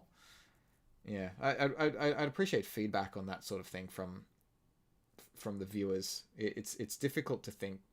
It's difficult to figure out what people think and what they're actually finding useful and stuff, because those who are watching the more frequent videos seem to be finding them very useful. I think it might just be more of an algorithm thing that like YouTube just isn't showing them to people, and it's difficult to figure out. Like is this just like an algorithm thing, or is this like an audience thing? Like, do they not care, or is it just not being shown to people who do need it and they can't find it? I got no idea. In regards to the Flash to Harmony migration series, I'm completely with you, Makaru, that I need to do an update of that. Those videos are old and very outdated, and there's still so many people using Flash. And they're in pain. You can see them hurting, and you say, "Come with us. There is this really nice program just over here." And they're like, "No." And I'm like, "Why?" And they're like, "I'm used to it." And I'm like, "So? You're in pain. Come over here and be not in pain." But then they pick up Harmony, and because it has growing pains, they're like, "This hurts even more. I'm going to go back to, a known comfortable pain." I'm like, "Oh, I guess, but, push through it, and then you'll be fine. I promise. It's worth it in the end."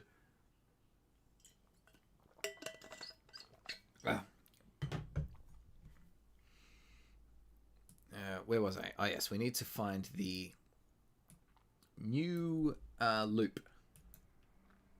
The new loop to get out the gentle bounce, and then we can do some more exciting gestures. I'm looking forward to exciting gestures. Are you looking forward to exciting gestures? Did you see that?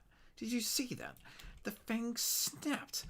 Oh, how naughty of you. How dare. What the heck? That is not allowed. Is it because I only started gesturing it after that point? I guess so. Looks like I haven't really done enough loops. Hang on. There and... Oh, I did it.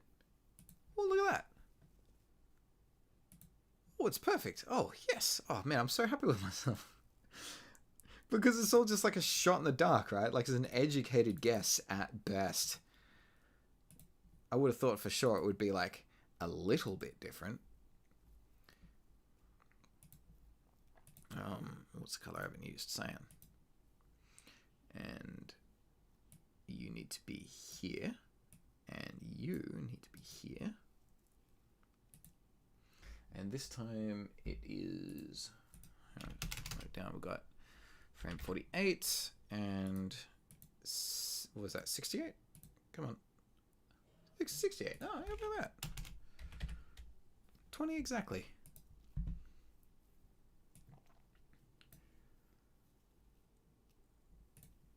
I do love it when that happens. Thank you, Tess. How have you been, by the way, Tess? What are you working on at the moment? I see your commissions pop up from time to time, of course. Wait, hang on. I've got this one on my desktop. Apologies, I'm hunting around through files on my other monitor when I'm doing this.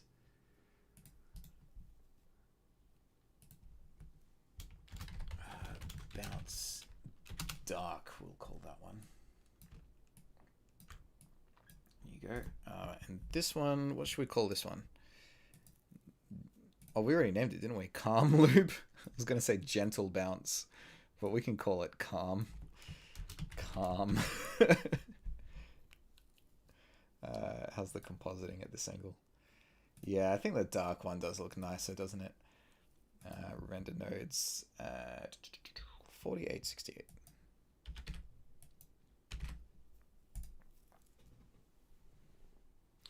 I need to consult my log. Back when I first started this, I wrote down all the animations that I promised I would make for Metroid Trainer, and right now I'm kind of winging it. We've only done 2, and they're the easiest ones. Ay. Okay.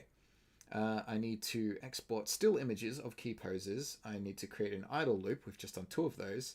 A Fang flare loop. We've done something similar in the tests. A figure 8 fly in and out. We've got something similar to that, but it needs to enter and exit screen, so that's compatible for Twitch viewing. And then another Twitch one where it's like something that is specifically emoting a new subscriber celebration. So that would have to be a different kind of fly in, and like it does a little hip hip hooray moment for someone who is joining his chat. Cool. Oh, I've only... Golly, I could probably only max out 1 more hour for tonight's stream. Do you reckon I can make that many animations in an hour?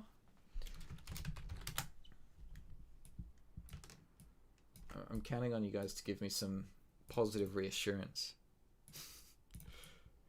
Hang on, ditch those. Let's try out our carb loop. Make sure it actually worked. Hey. Oh, hang on. Yeah, it's just about there, but it could do with a little bit of finesse, because it doesn't... The fangs themselves aren't easing, and I think they should. The question, though, is how much? Should have it a sharp or a gentle. I'm kind of tempted because I'm completely wild and impulsive, and you never know what I'm going to do next, to give it an ease of 75. Scandalous. Yeah. Look, living life on the edge is sometimes not worth the risk.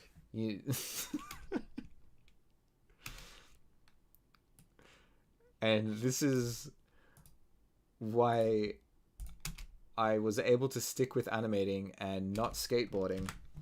Because if I make a silly decision, I can just press Control Z. You can't do that when you fall off at a great height and land on your neck. When learning skateboarding, I got as far as being able to perform a drop-in, and I was having a great time, and then I landed on my wrist once, and I was okay, and I was just kind of like, okay, I think I'm stopping forever now. This is my bread and butter. I can't risk my wrists.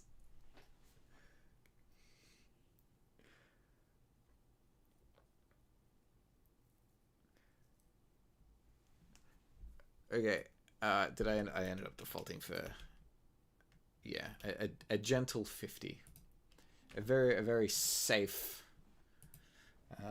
uncontroversial 50% ease.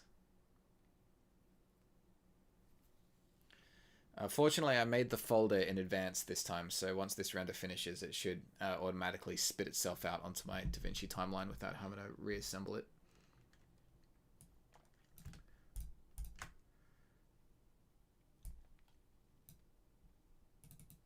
Oops. Difficult to say how relevant that is. By the way, do you want to see my stream stats? Because at the moment, it's always interesting how these go, because they're like, check this out. This is pretty fun, right? Streaming with a channel of this size is good fun because it tends to hover at around this amount. Usually about 10 to 20 viewers at any given time. On a good day, it'll be about 30. Usually when I do it in the morning, I think it's probably like 3 a.m. or something in the US right now. So it's mainly just like, probably just like Asia Pacific, Australia, and maybe a bit of Europe or something. But there's those of you who are engaging in the chat who it seems like you've been with me most of the time. Thank you. But then there's like, who are all these people that popped in for an average of 2 minutes at a time and then bailed? Well, I mean, like, look, to be fair, that's probably what I'd do. But the thing I'm curious about is that I talk with a lot of assumed knowledge. That like I sort of just assume that everyone has been here since the start of the stream, and I don't repeat information probably as often as I should, because I'm also thinking about those who will be watching this as a video after it's done, and if they sit through the whole thing. But then the real downer for that is whenever there is a bit of a break in the conversation, I tend to get a little bit too self-aware and start talking about the nature of streaming, or talking about having pauses in conversation and umming and ahhing and dumb stuff like that doesn't happen in edited videos, which is a bad habit, which has had way too much screen time of conversation on this channel now, especially for those who like to watch the streams back later. I know there's a few. All right, how'd that turn out? Nice. Okay, cool. Yeah, I'm pretty happy with that. And very easy to adjust the compositing with that color card later. So let's get stuck into some more interesting movement. Next we have my little checklist here. Idle loop, done. Next is Fang Flare loop. And I might get away with this one already because I've got, hang on.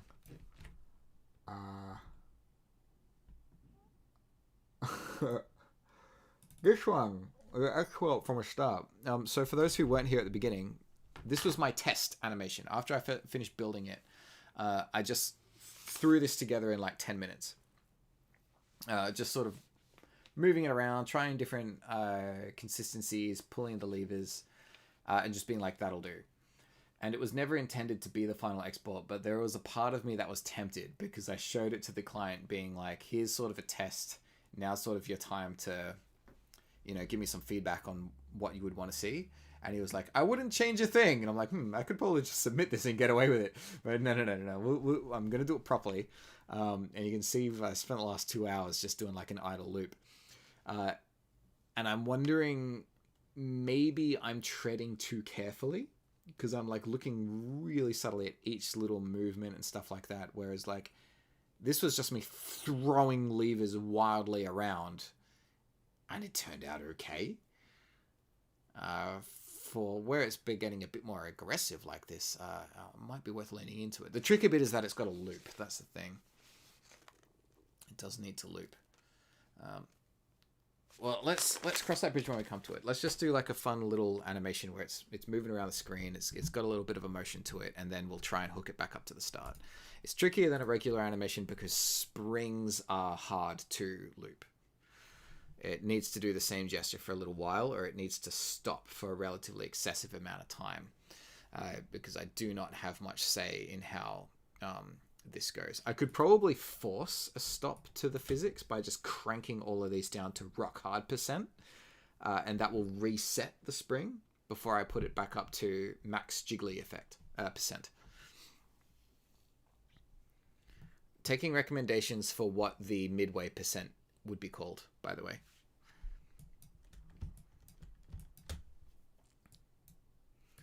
All right.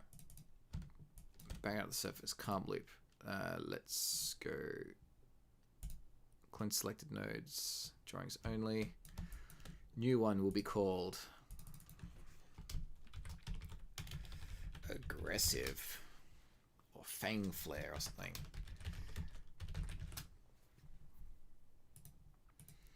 Let's try and have a little bit more fun with this one.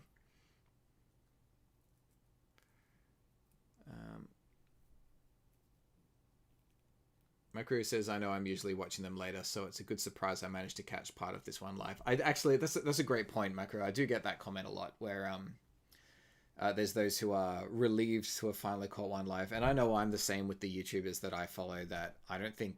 it's super rare to be there live, even when they're the kind of person who streams nearly every day. It's, I guess, because it's like a time of day thing. And I've been a bit back and forth over the year, and I'm interested in your feedback in this. If it's better to sit down for a day, take a stream like this, and just sort of like chop it up into segments and just have like a whole bunch of little, 10 to 15 minute highlights that are a bit more condensed, or to just let the stream live verbatim at full length up on the site.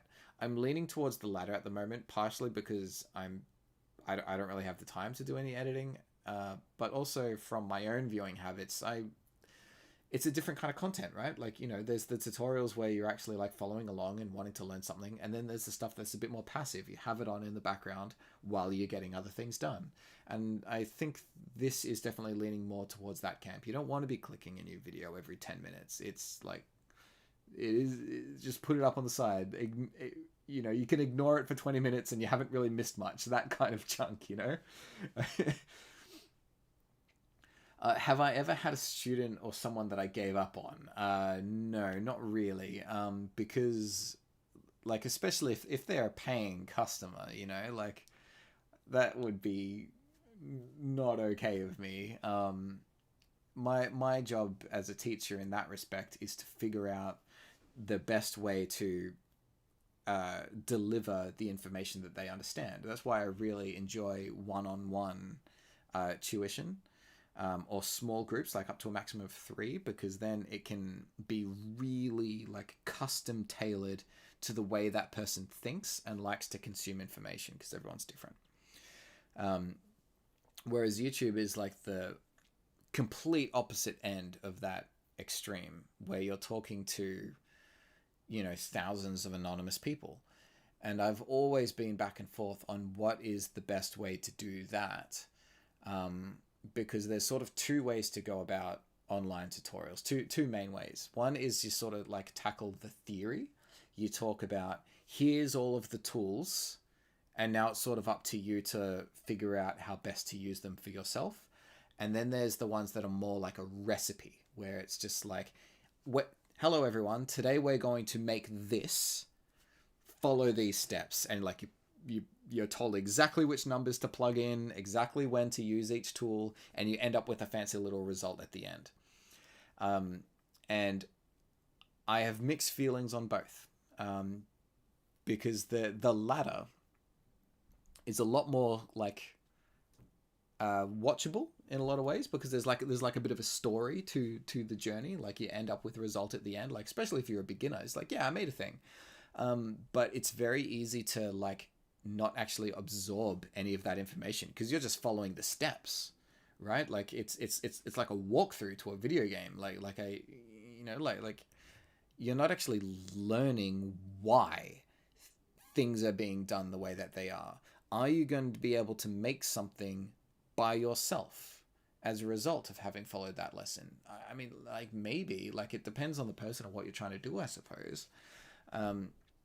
And I suppose the sort of tutorials that I've searched for when I'm learning is kind of depending on what I need. Like, if I need to learn about a particular feature and the theory, I'm probably more likely to just go straight to the documentation.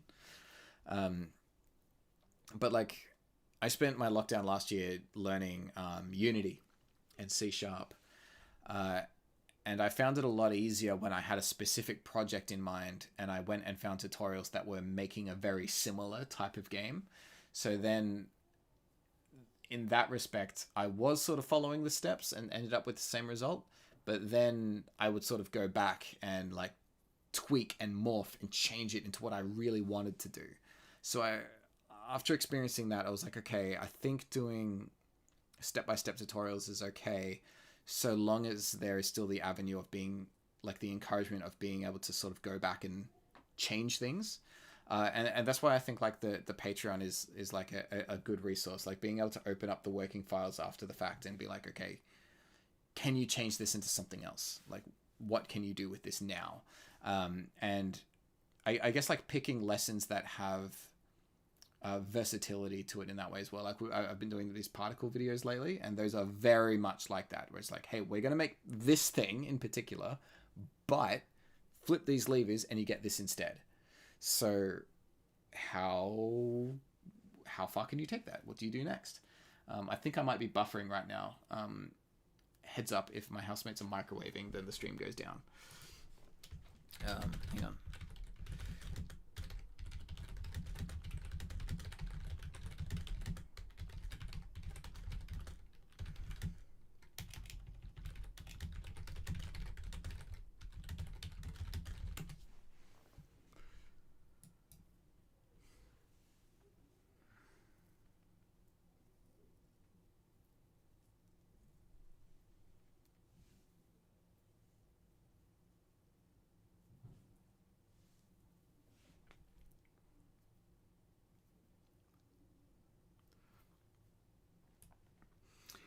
Sorry, I rambled a lot about the nature of tutorial making.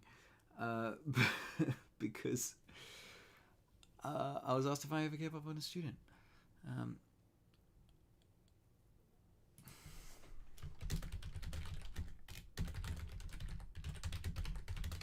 Okay, as long as the audio is fine, then that's good. Because there is Buvi Kristen up there. I hope I pronounced your name right. I hope you're still here, by the way. That YouTube recommended my live stream to you. Thank you. Thank you, YouTube. I wonder what YouTube is trying to tell me. Maybe it's time for you to learn a little bit of animation. Toon Boom Harmony trial, free for 30 days, 90 days if you're clever about it. Make some stuff. Learn a new hobby.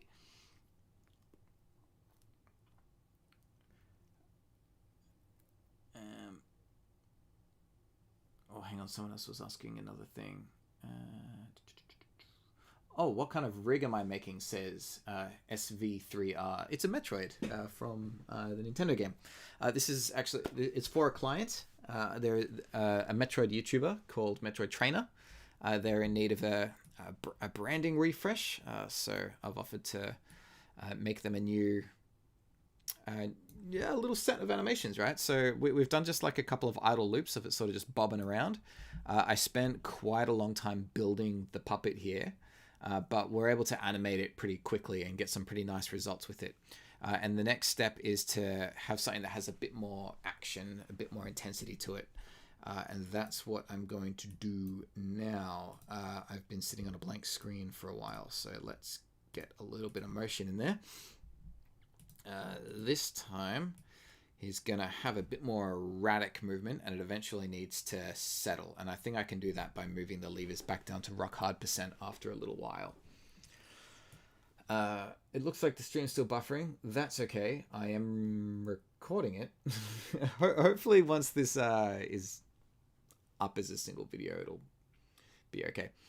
So SV3R, are you a subscriber of mine? Like, are you familiar with Toon Boom and its quirks? I'm just wondering like how much I should talk with assumed knowledge, or if I should like hop into the node view here and be like, look at this, have you ever seen one of these before? Anyway, it's mostly an automatic rig. I've got it to the point where I can pick up and move most of the character around with one piece, and the physics will take care of the rest, which is pretty rad. So this time I'm going to just work on the top bobble frame here and start jiggling it around with a relative amounts of intensity. Actually, I really think I can use my prototype one. It didn't take me long, but like this bit here, that one. Rawr.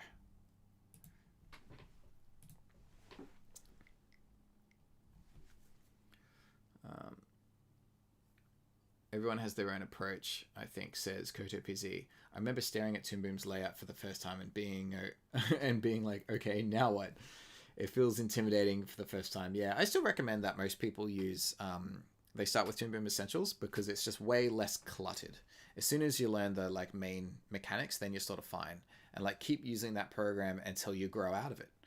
Especially if you're a hobbyist, like if you're just making, web shorts or whatever, but you're thinking that, hey, maybe I would like to pursue this professionally one day. Like if you're just in high school or something, like definitely start with Essentials over something like Flash, because once you naturally level up and you'd be like, man, I'm feeling limited now, and you start using Advanced and then finally Premium, oh, look at that. You're already using the same interface, the same tools, but now you have extra tools on top to learn. And if you're just a hobbyist mucking around and then you happen to get a job one day, oh, look at that. You're already using the same tools. The fact that you already know your way around the interface, but you might be new to the node network, you've still got a massive leg up over most of your peers. And it's something that comes up in our industry a lot where, I'm training artists in studios. Like they've been professional animators for years, but now they're on a Harmony show or a Harmony company for the first time. it makes the hiring process pretty interesting as well, because sometimes you need to choose between someone who's already an experienced animator but they don't know the software, and someone who where they're animating is kind of all right but they know the program already. It's interesting.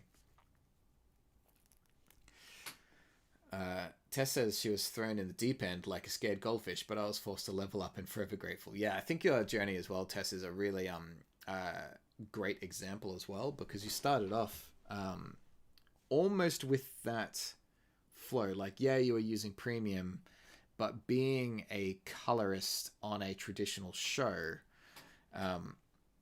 you were able to like work mainly with the drawing tools. Like, once you had like a handle on vector and drawing substitutions and stuff like that, you were pretty good for that project.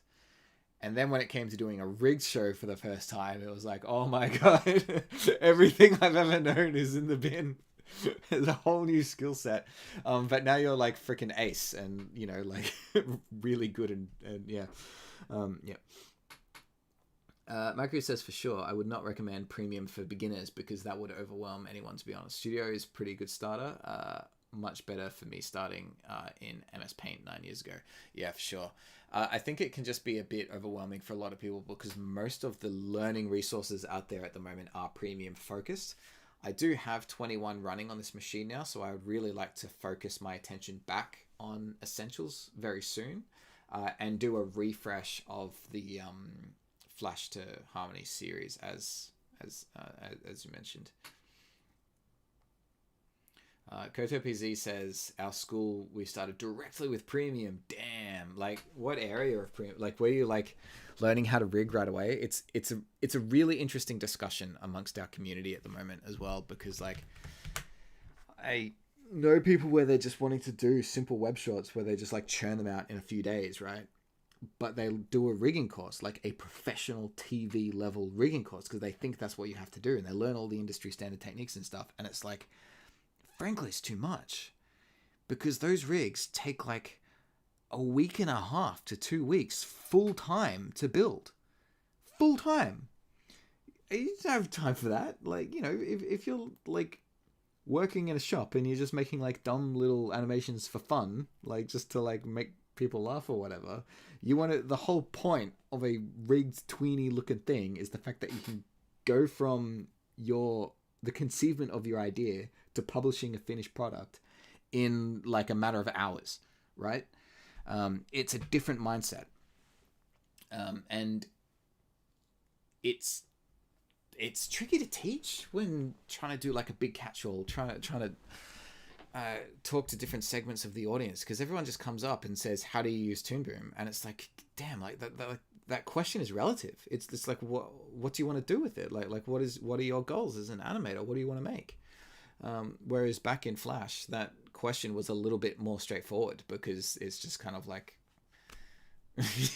how do you use MS Paint? It's like, okay, yeah. I want to try the new Harmony 21 version, says Makaru. So bad, but my studio hasn't upgraded to it yet, which is tragic. Oh man, tell me about it. I'm in exactly the same boat. And it's even trickier because I think they're on version 17 at the moment, and I've been pushing really hard for 21. And I think there's something to do with the server or the rendering farm or something like that just doesn't make it compatible. It's something I'm gonna be working on a bit next week to like really suss out if it's possible. I'm gonna be bummed out if we can't upgrade, but I'm also expecting that we won't be able to upgrade. Anyway, aggressive animation. So yeah, so it's just gonna be like slow up and then yeah, let's just like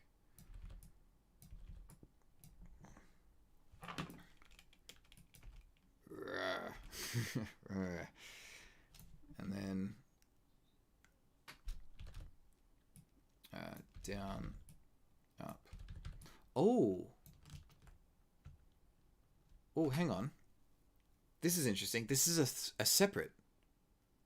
I'm meant to be using a 3D path, but my last original test, it was a 3D path, I think, because when it swishes around like this, Or maybe this is one of the reasons why I decided that these weren't going to be actually used ones.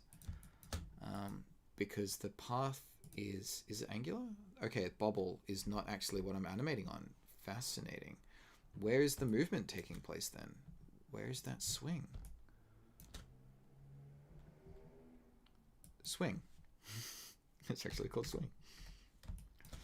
Are you a 3D path? You are. Okay.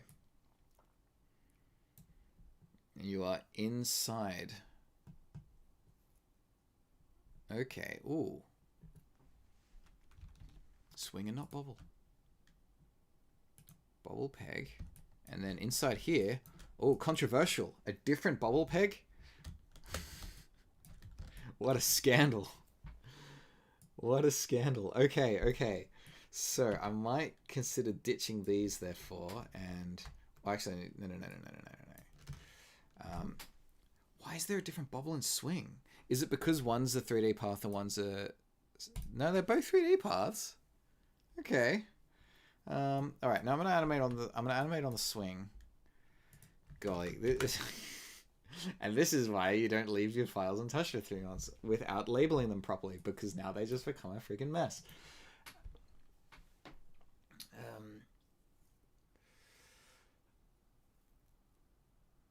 To remember so many features, it's hard to know where to start in the beginning. Yeah, it's a tough question, and I'm still sort of answering it, because you would notice that I've been doing this channel for like 6 years now, and I still don't have a really clean like A to Z playlist, just like a start here to learn the program and then just watch them in order and you're good. It's almost like I'd need to make like a skill tree or something like that, but the amount of work involved, unfortunately, it's just really difficult, because I can never do this full time. You know, it's like I probably put aside like 3 hours a week, if that. Yeah, it's a weird mindset thing. If I don't have a job, then I get like really, really into it. And I'll do nothing but Onionskin for a couple of months, and then you'll notice a huge influx of videos, and then I'll get a job, and then the channel just goes barren for 3 months. And it's never on purpose. I never plan for that. I always want to be like coming home and doing some more, but I get like hyper fixated on things. It's either my entire life or it I just can't think about it. It's really weird. I'm still trying to figure out why and how to manage that. Oh my god, on 17, I couldn't go back to having to manually find new nodes instead of just pressing enter. Oh, tell me about it.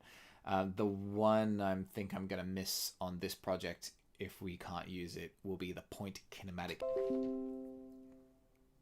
Reconnection successful.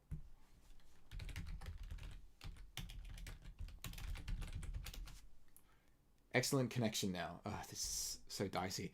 It just went from saying like excellent connection to no connection, you will get booted soon if it doesn't reconnect. Then it reconnected, and now it says excellent connection. So I hope the video quality is okay. My little thumbnail here is blurry as hell, so it might be terrible. Anyway, what was I saying? I can't remember. Anyway, you guys are distracting me. I need to animate. Swing is a 3D path. And then, okay, so we're going to go uppy, downy. Wait, what? Why is it a... Oh, okay, there we go. Up, down, up, down, up, down. And go, rah. There we go. Oh, that's a very gentle up, isn't it? Too gentle. Be faster. Be more aggressive. Look at that. It's so dumb. Rah. Okay. And then I guess let's have it swing down and around this way, and then probably back up again like that.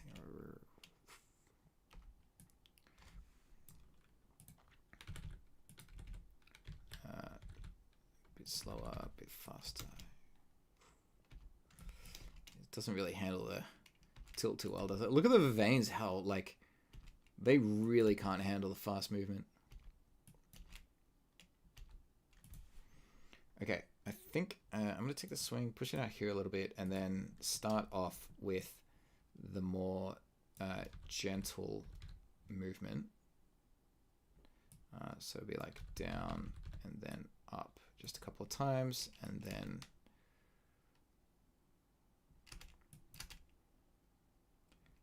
actually I don't think it needs that big downward swing.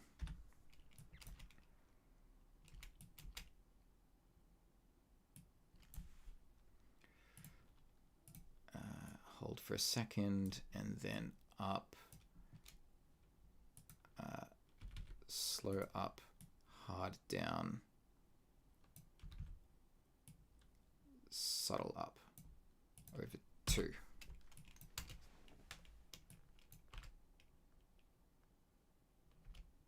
Oh wow, that's pretty intense.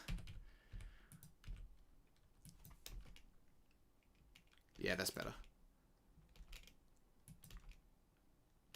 And I'll animate the intensity of the jiggles, because when it's moving really fast there, the jiggle almost cancels itself out.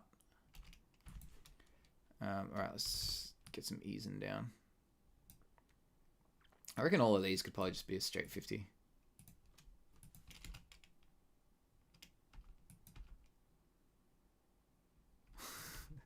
That's a little too... It's almost a bit silly, that bit where it's going like that. Maybe if it just had an extra frame in between each one. There's an appeal to it. Maybe it just needs to... It needs to be a little bit more rock hard % than jelly % in that moment.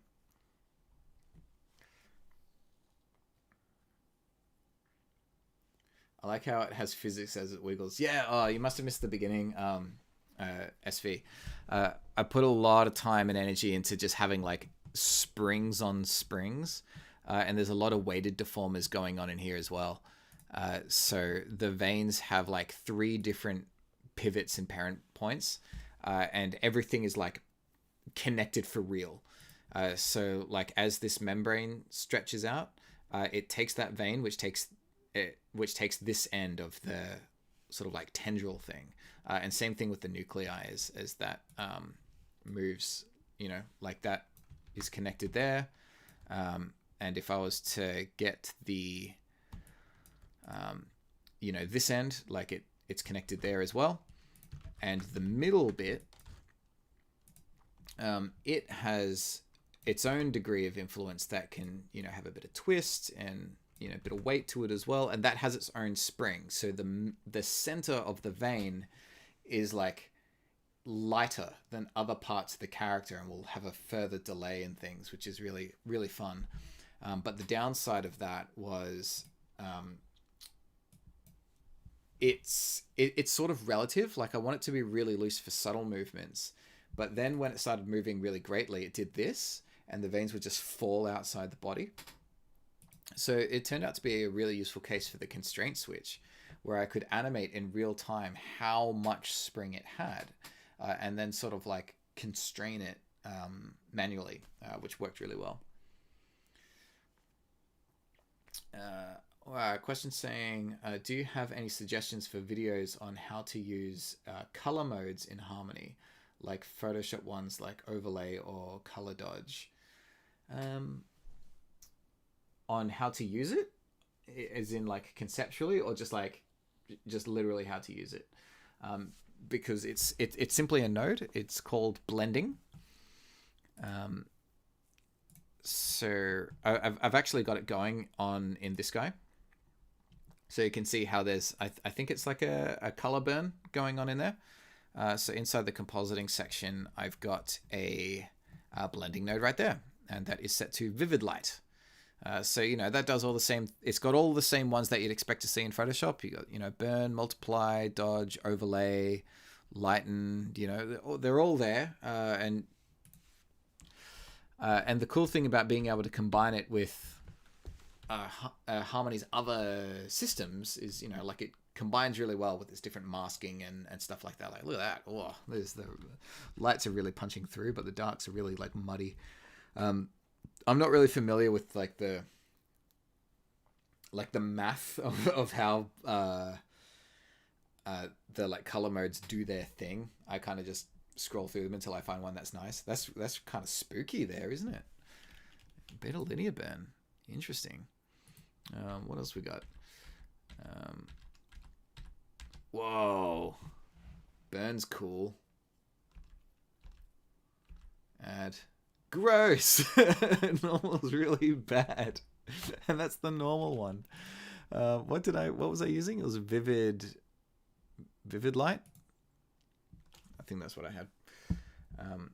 Yeah, so that is a gradient over the top of everything.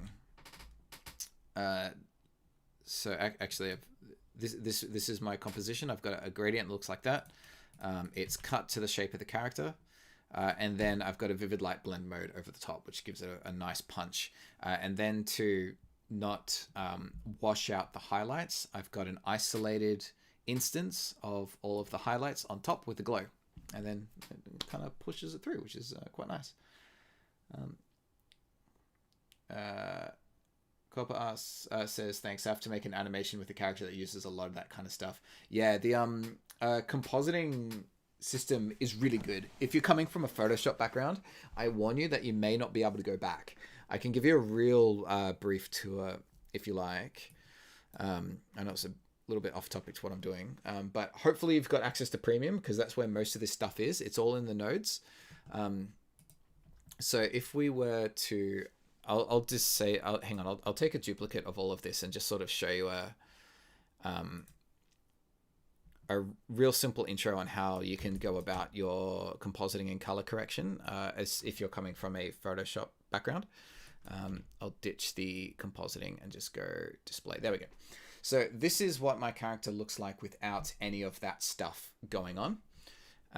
And the set of nodes that you're going to want to be looking at is in the filter tab mostly. And you can see here, you've got some things that you might be familiar with, like you've got color levels, color curves. There's some of your standard transformations like transparency. There's your Gaussian blur, radial blur, and blending, as we showed before, is your standard color mode set. And mask is called cutter, and the cutter is backwards to a regular mask. So yeah, post-processing effects. So basically After Effects is redundant. You can do basically anything you would do in After Effects in here. Arguably even more so because the node system gives you an extra dimension in how you would lay them all out. So real quick demo of that. If I was to grab a color curves, for example, and just sort of slap that in the thread in between the character and my output. There you go. You can see you got your standard color curve system, and you just sort of, move it around, give it some more contrast, do the things that you would do to it. And then you sort of just stack them. So like it works from top to bottom. It applies the effects as you work your way down. So if I was to then grab a blur Gaussian, stick that underneath, and then, blur it out. There it goes. So it's applied the color curves and then the blur Gaussian. Sometimes you get different results depending on the order that they go in. In this case, yes, you do get a different result if you blur it and then apply the color curves. But where things get really interesting is the composite, because that's where you can take multiple threads and stack them together, right? So if I was to have the color curves as before, let's get rid of that blur Gaussian for now. So we get our extra contrast one. I can pull out a second thread of that and apply it. And you can see the color curves gets like more intense every time. The blur will probably actually be a better example of this. So if I pull out a second thread of the blur, then it'll be, well, so like it gets a bit more full on. And there can be one instance that has the curves and one that doesn't. Where this really starts to come into play is for things like let's have a raw one. This thread has nothing applied to it at all. And then I get a glow, stick a glow on top. Actually, we'll look at the glow by itself just to get used to it. And we'll give it a cyan glow just to make it really obvious. Watch that out to about 5. And then I'll put a raw thread with nothing going on behind it. And then I'll rearrange it and put it on top. Right? So you get really different results. So, the glow behind, you kind of just have this ring to it, which is pretty nice. It's very different if the glow's on top.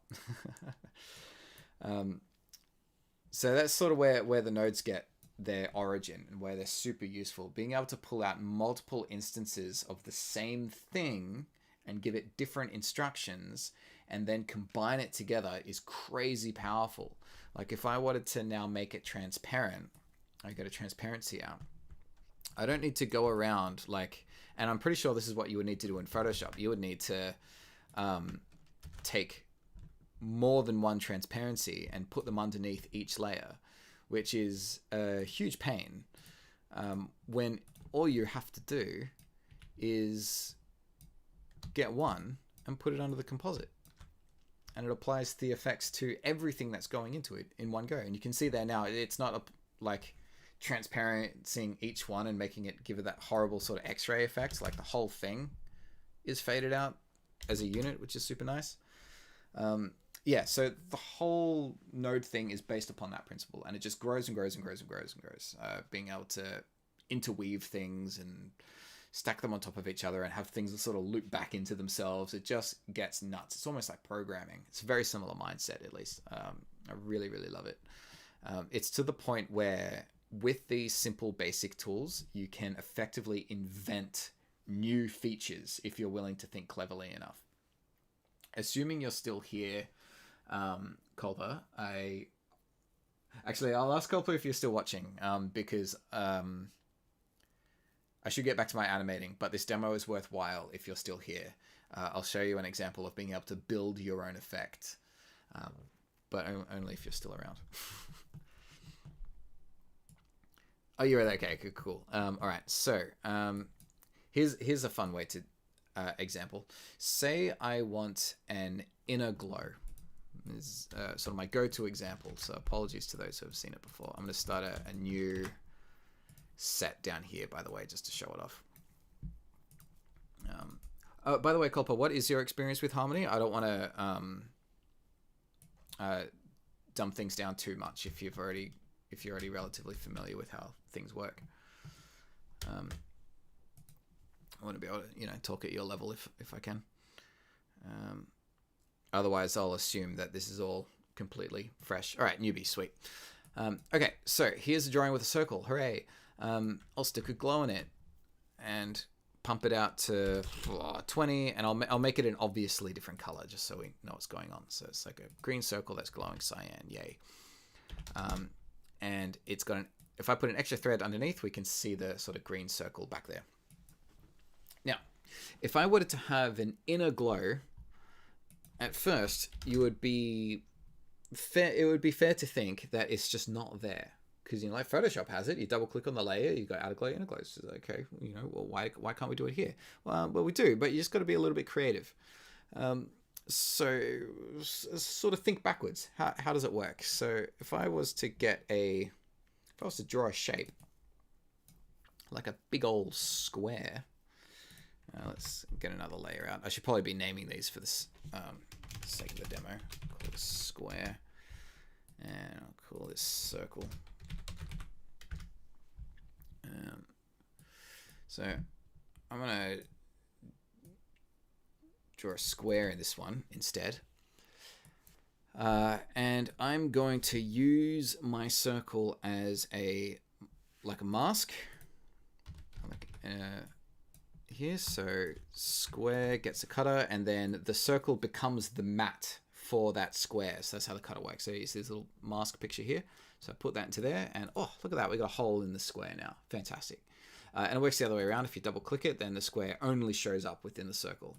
So another really cool benefit of the node view there is that things can be a mat for something else while still being their own shape and exist. Really, really handy. So while this is a circle, now that this is a square with a hole in it, let's put the glow on that shape instead. Now we end up with this. So we've got a big pink glowy circle. Glowy square. And now, let's try this. If I was to get another cutter underneath and then trim away the original square before it was glowy, like this, I end up with that. Right? So it's just a glowing square masked away by itself before it was blurred.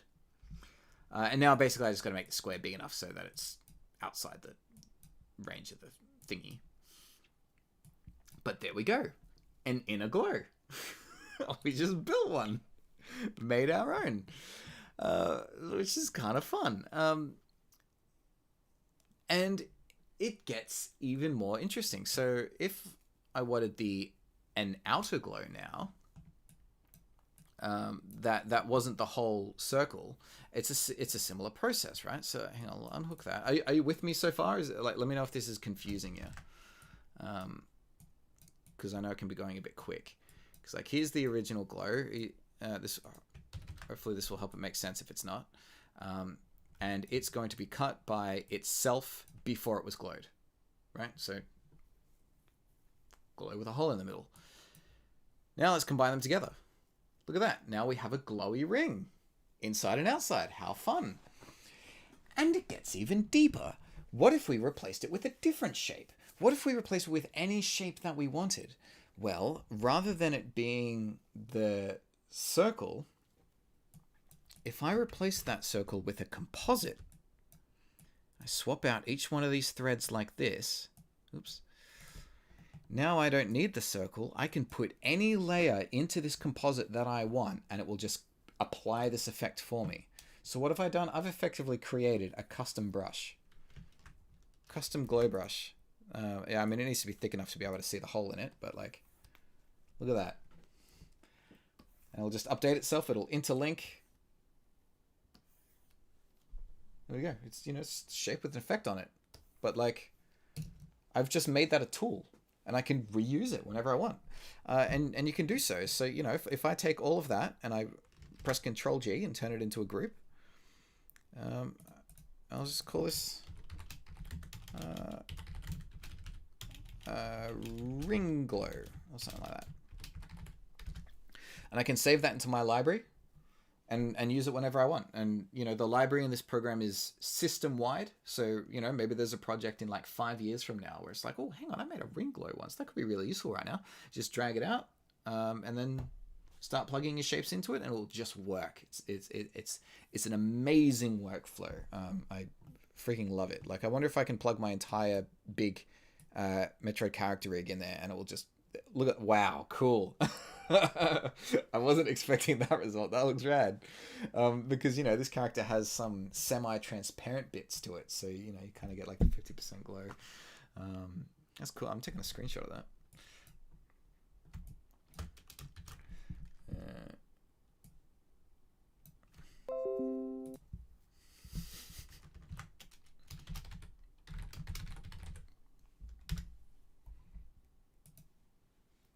How fun. I wonder if I could even go into this these glows, because there's two separate glows in there, so I could give them independent colors if I want. And if I'm feeling really bold, I wonder what happens if I switch them both to use source color. Whoa. Why is it blue? That's really interesting.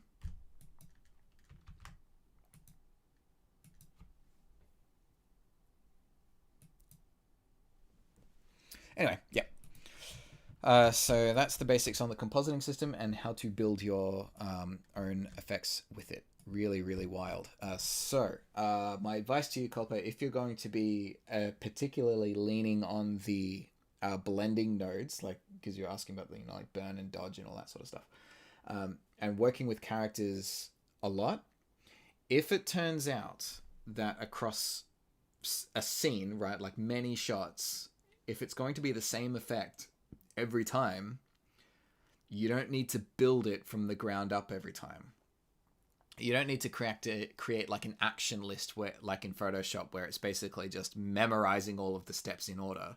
You can create an engine, like a little module that you save, and then it's drag and drop every time. I was on a movie once where we needed like light, like dapple.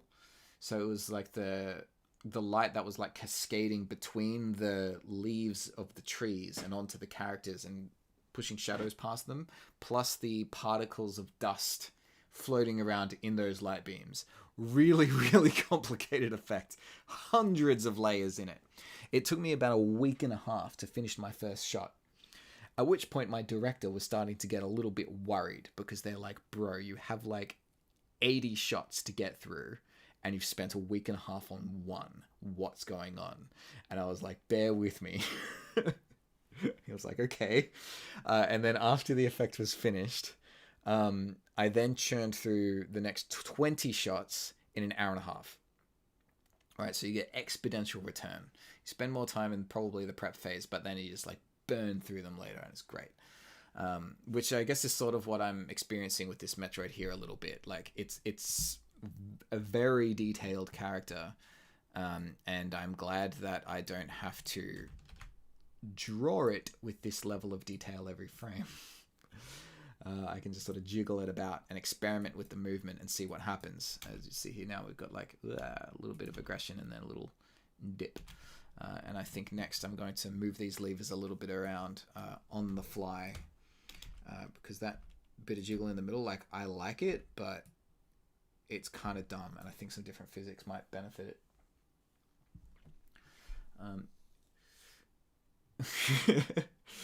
Mida Kai Kai says, you are the harmony improv genius. No one else really offers this. Thanks, man. Thanks. That means a lot.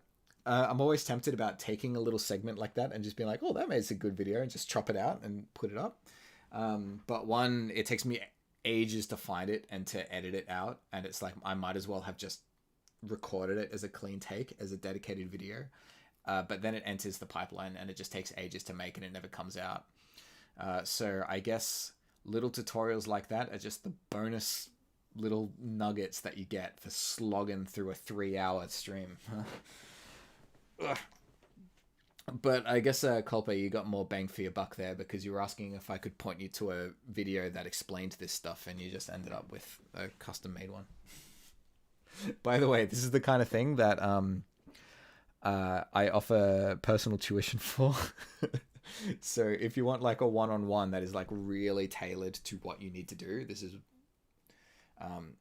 we get to spend like a solid 3-hour session on doing just that. And the streams are the handy bonus where, if you're lucky, you get this sort of stuff answered for free, which is nice, because I think that sort of thing is really important, because like not everybody can afford the tuition. And I think it sucks that some people would miss out on, very important education just because they're in a place where they can't invest in it. Like, there needs to be a way to obtain what you need without having to pay for it.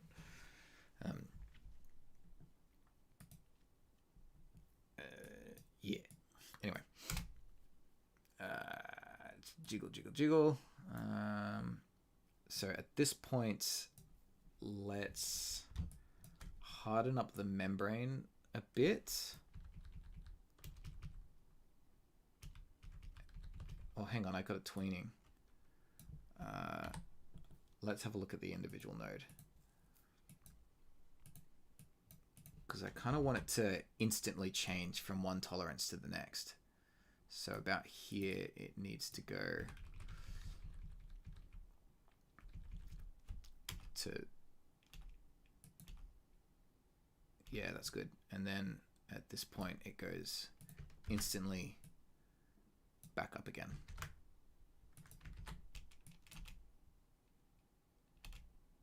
I think that works better. It bothers me a little bit, like how much this top bit is staying put, like it's cancelled out by the jiggle. Maybe a small transition will help. Maybe a long transition will help. That'll do. There's definitely a place here where the veins are like, look at that. They are definitely overdoing it, especially at the beginning. So vein set, pop you down to about 80%. Yeah, that's better.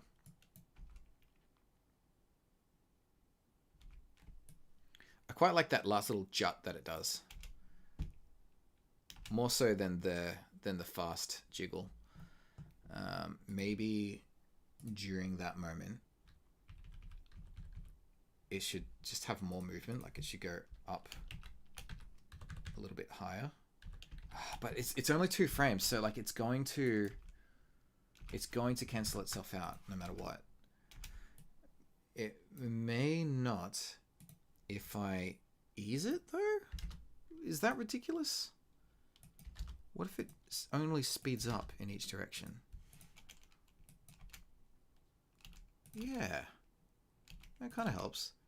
There's at least one thing that really does there, like even if the top of the membrane is staying still, we get a really clear example there of the nuclei moving independently of it, because sometimes I've been a bit worried that they are like baked, like it looks too much like they are the same image. But here we've really got them getting like faster and closer. Hey, Jordan's here. I'm glad you can make it. The inner glow would make a good bubble ring. Is there a way to create a bulge effect inside the circle? Yes. That is Stylus Rumble's done a really good video on it, actually. It's all about the mesh warp. Did I delete the inner? No. Okay, thank goodness. I kept it. Do you want me to show you? Okay, I'll show you. Golly, it only takes one question to completely derail me. I'm never going to finish any of my damn projects because you keep asking me interesting things that I want to talk about. Okay, this is a fun little trick. So here is a circle, and I'm going to fill it with green. Oops.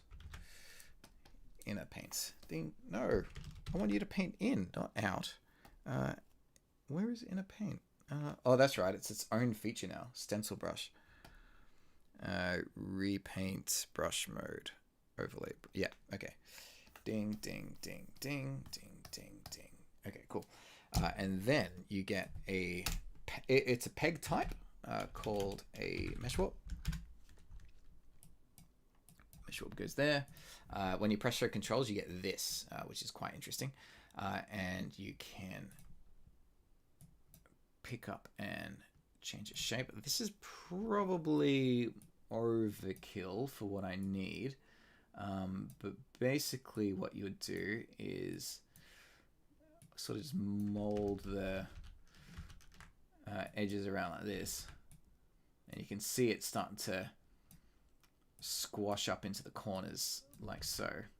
And you're seeing there as well, every time I miss, I'm giving away the secret on what's going to happen in the end, because the circle itself is not actually important. I'm sort of just using it as a bit of a guide for me arranging this at first.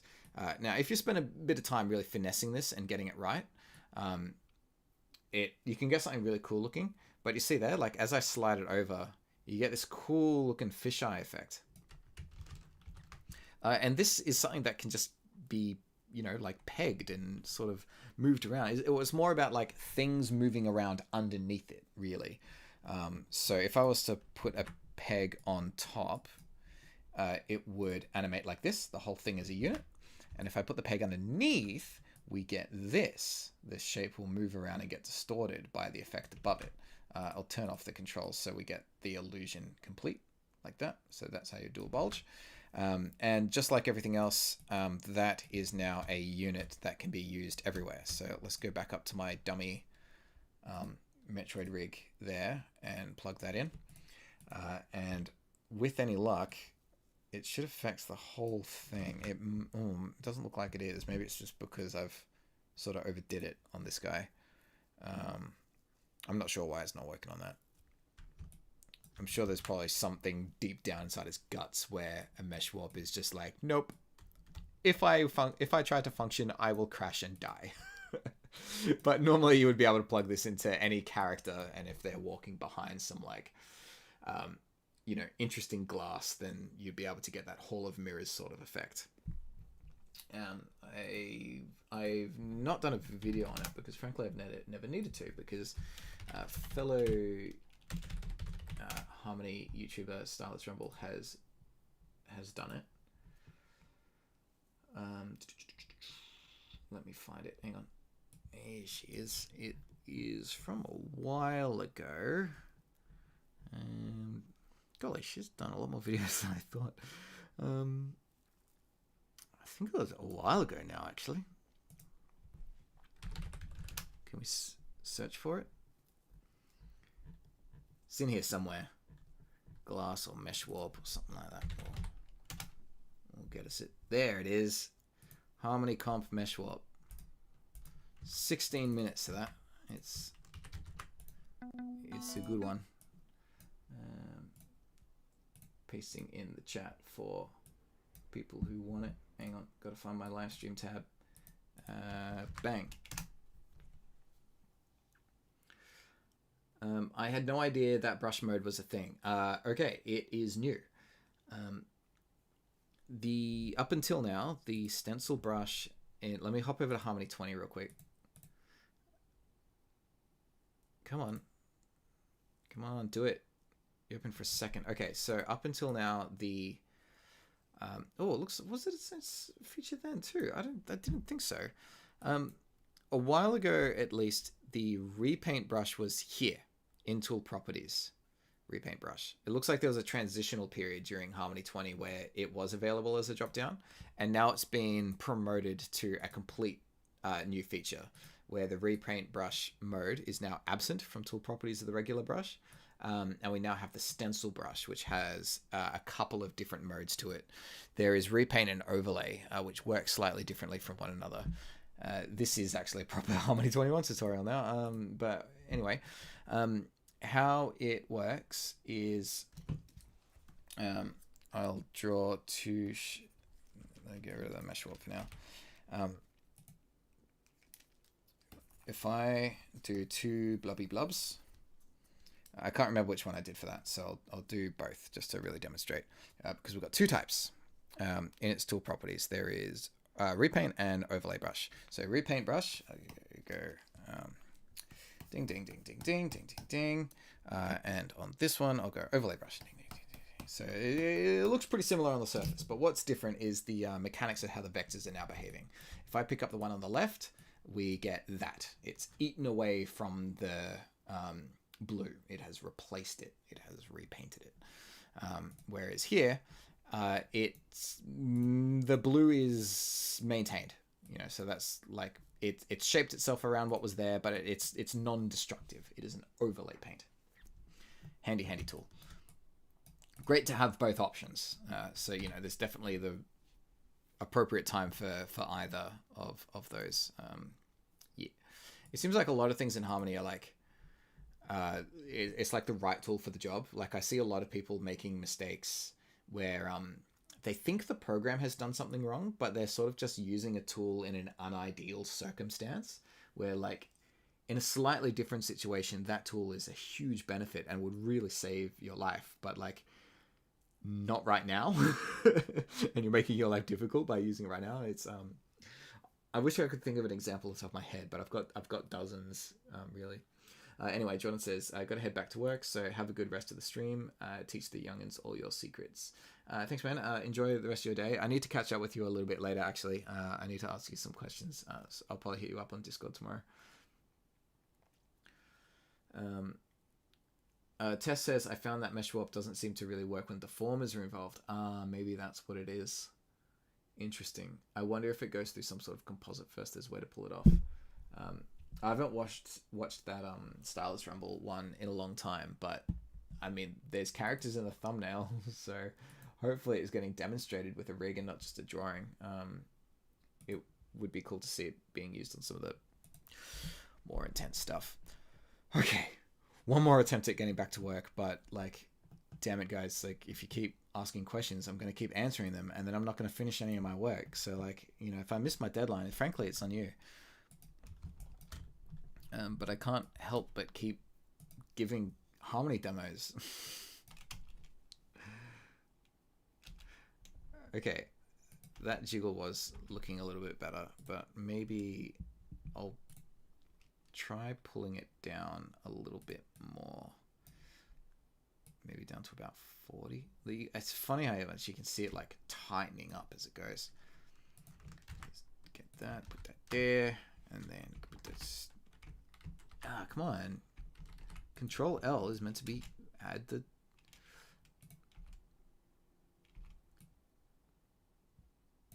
Interesting. I think I might have put it in the wrong spot. Because the height. Wait, hang on. You and you. Yeah, the hard jiggle doesn't happen till later. Let me mess with my exposures here. That's better. Yeah.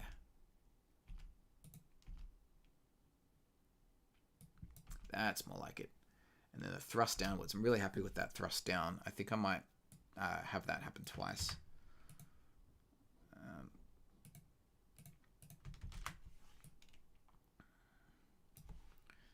So it'll need to hold for a mo. And then break. Oh, I'm so stupid. I was pressing the wrong shortcut for add and break interpolation. There's a great way to remembering this, by the way, if anyone cares. Drawing over here. So when you're adding and removing interpolation like that, I think it's the default. I guess I can't be entirely certain because my shortcuts are all weird. But the shortcut for adding interpolation is Control K, and the shortcut for breaking a tween is Control L. And the way I like to think about it is if you think about a tween spline in the graph, right? An A to B Bezier function is shaped like that, whereas a stop motion one, a broken tween, looks like that. Yay! K is slopey, L is not. That's how you remember the shortcuts for the trees. Display 2. I really need to finish this. Already 10 past 11? I promised to stop at 11. You're too much fun to talk to. Hey, Maddie's here as well. Fantastic. How's things been going up in Brisbane? How's Bluey?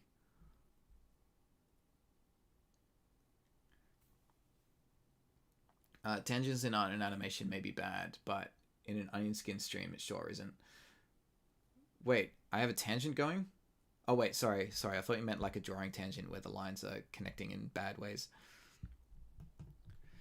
Look, I like to think that the tangents are what give these streams their spice. And if I was a little bit too focused in on the project at hand, then things wouldn't have...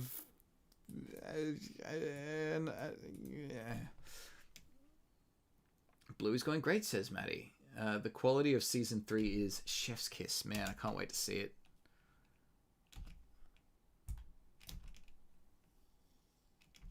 I can't believe... I'm so thrilled that there's a show that's like that popular, made here and for here. Hopefully it helps convince people that Australian animation is worth investing in, huh? It's taken 10 years, but maybe there's finally something that has the potential to topple Peppa Pig.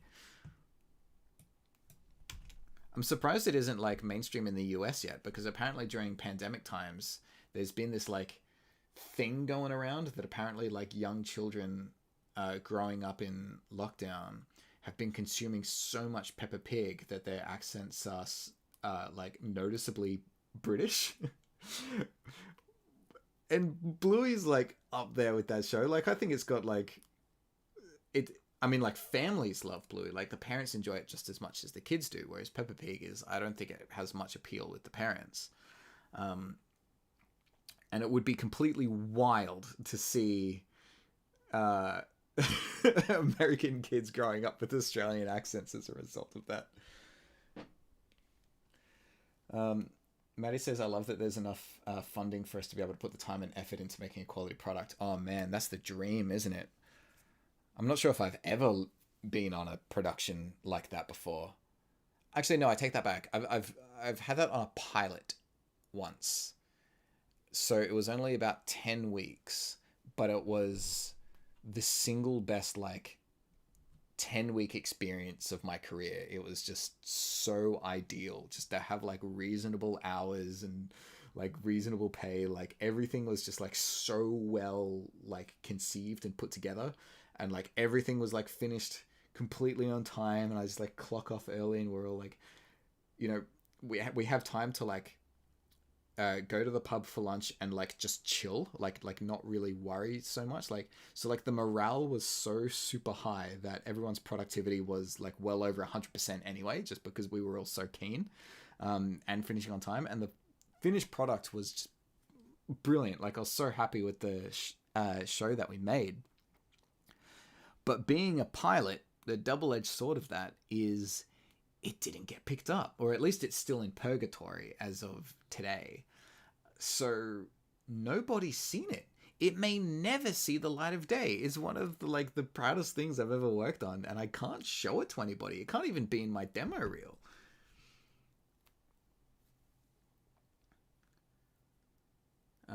Macro says Flying Buck is in Australia too, and we even got some hand-drawn stuff. Yeah, I love Flying Buck. I've got many friends who are there, which is awesome. But I guess, like, the main point I was getting at with that is something that is, like, mainstream with, I guess, like, local audiences. Like, I hear Australian parents talking about Bluey all the time, and I think, like, something to do with, like, having the accents in there is good. It's really hard to get. Like, every locally made show that I've done, the broadcasters are really firm about getting British or American accents in there. Even to the point where we have to hire Australian actors, but they have to use American accents. It's like a rule. I don't know why. There's something about the marketing or in Hollywood or something like that where they think that Australian accents won't sell. It's an ongoing discussion, and I think it only takes one or two hits to sort of, like, break that preconception and start getting it through. But I've been really thrilled with the output that Flying Bark has had over the last few years as well. Like, yeah, are you saying, Makaru, are you at Flying Bark? Is that what you're saying? Because, like, the output from there has just been phenomenal. Like Flying Bark, they're like rock stars now around the industry. I really wouldn't be surprised if the look from that studio influences the overall look of the 2020s in the same way that shows like Steven Universe and Adventure Time influenced the look of the 2010s, and the Hanna-Barbera shows influenced the look of the 70s and junk like that.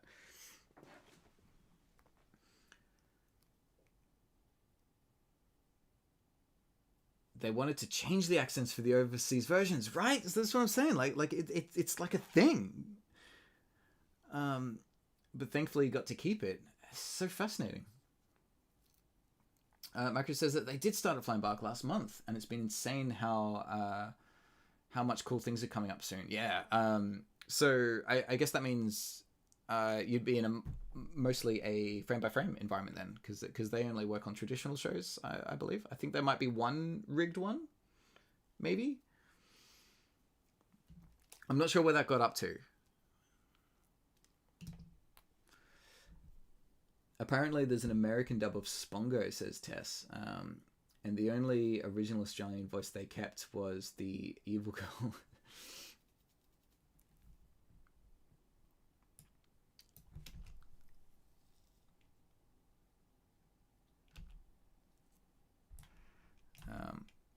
Golly, I'm so bad at doing anecdotes and animating at the same time. Hey, I don't know if I'll ever be able to correct it. That's why I've been leaning more towards the traditional projects for these streams, because it's much easier to talk while doing cleanup than navigating around my systems. But I really was aiming to finish around 11, and I just haven't gotten over that line yet. I should really finish this gesture at least. I'm sure it won't take too long. I just got to get the fang movement in there now. So let's go get that control. See, when I start to get focused in on the project again, I find my eye, like I see the comments coming up in my peripheral, and I don't want to look at them. Like it's weird. Like I want to look at them because I want to have things to talk about, but like it hurts because it's like I want to know what's happening, but I'm worried that I can't concentrate at the same time. All right, let's try it. Let's do a deliberate practice. It's like an exercise.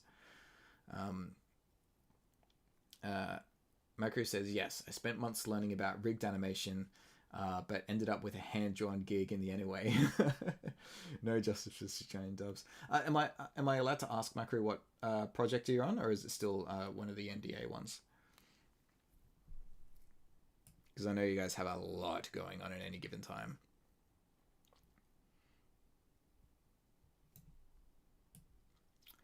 And definitely don't tell me anything you shouldn't.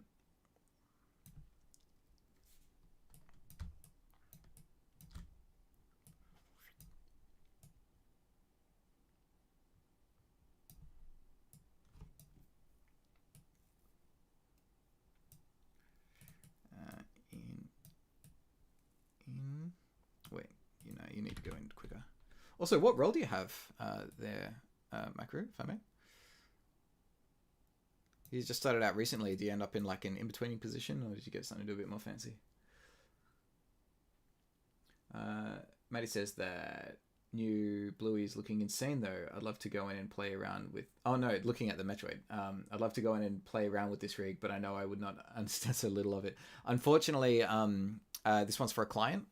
So I've been allowed to demonstrate it, to sort of like do it during streams and, make a video of it and stuff like that. But unlike most videos, I won't be able to put this one up on the Patreon for use. Normally, everything I work on will get released and then you can muck around with it. I should probably start putting them on Gumroad as well, huh? Because at the moment they're all only accessed through Patreon. But this one must be secret. Yeah. What is going on? Oh, I'm so stupid. I'm mucking around with the exposures of my master controller tween, expecting it to work, and they don't work like that. They don't work like that. You gotta go from here. It's just a fancy post copier. All it does is paste. It doesn't move things. Okay. There we go. Yeah, that's it. There it is. In there we go. Yeah. I do kind of want to have another pose of the fangs in, but I don't think I have time to really pose them all out. I just need to kind of work with what I got. All right, so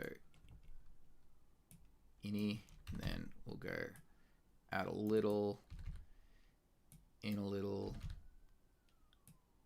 out a little, in a little, hold. Oh, come on, where'd my lever go? Hold, out. Oh, hang on, that was the big duck down. So up here it goes in, and then there it needs to be out, and then in again. But here it needs to be like out. Shing. I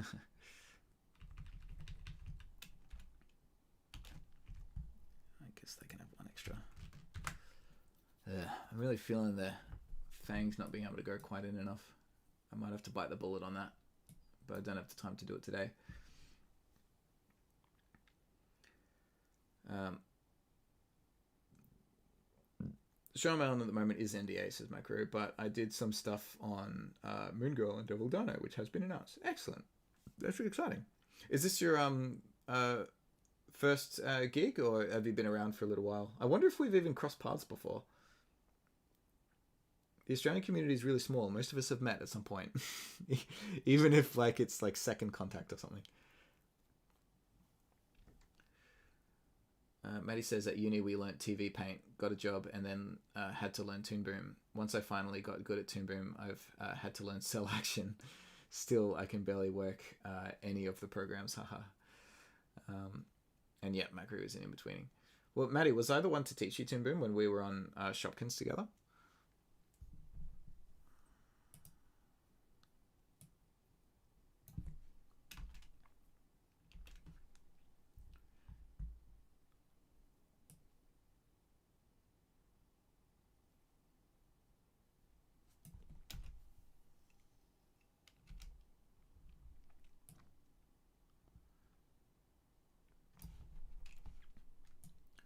I think I'm going to have to come back and get that extra fang pose.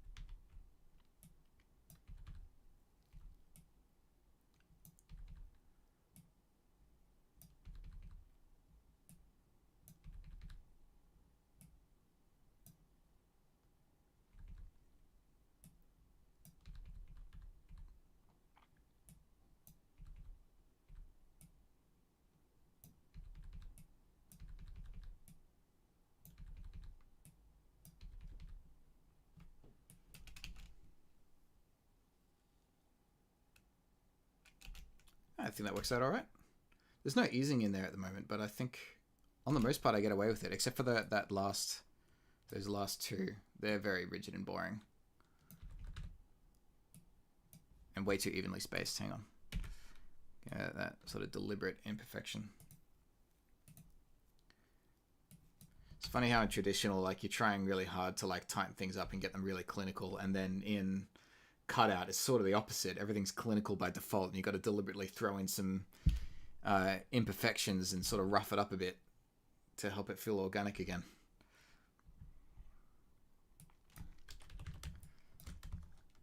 It's really tempting to give everything like perfect timing, and it's just kind of gross.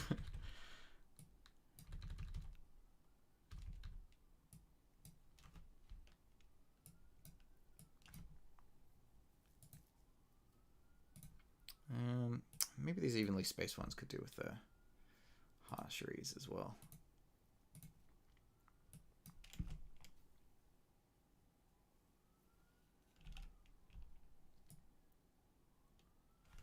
Okay, and during that bit, we'll go back to the overall swing.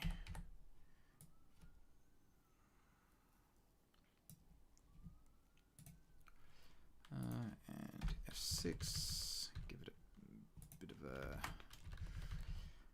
just a soft up, soft down.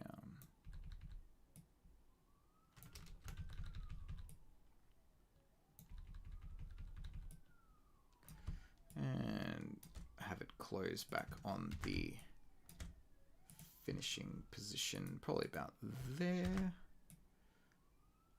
All right. All of that needs to, or I don't, that probably doesn't need to be eased. It would need to have its, golly, that is a mess. Hang on, because that's when it sort of goes out to the sides a little bit. I think if I just put in some control points, I should be able to smooth out that to the point where it's less gross. There we go. And then hopefully the end, give it a 50-ish, and some of these angle changes will probably need one. I guess these two, maybe a soft regular. And then, yeah, that's all right. Goes back to the start. And then at this point, I just need to go to rock hard % to reset the loop.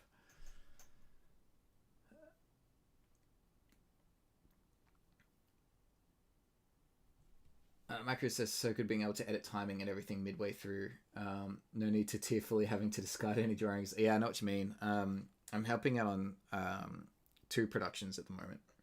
One of them is probably the most riggy thing ever. Like it's at least that I've ever been on. Normally it's been some sort of hybrid, but this one is like very, very, very rigged. And the other one is full traditional. Like like they could not be any more opposite on the animation spectrum. And it's the most traditional thing I've personally worked on as well. So it's been interesting trying to figure out. I've had to educate myself on a few things. Like I'm familiar with all of the concepts and stuff, but how do you plan for it in a way that is efficient? Because there isn't as much room to get things wrong. You can't tinker as much if you've got to throw drawings away.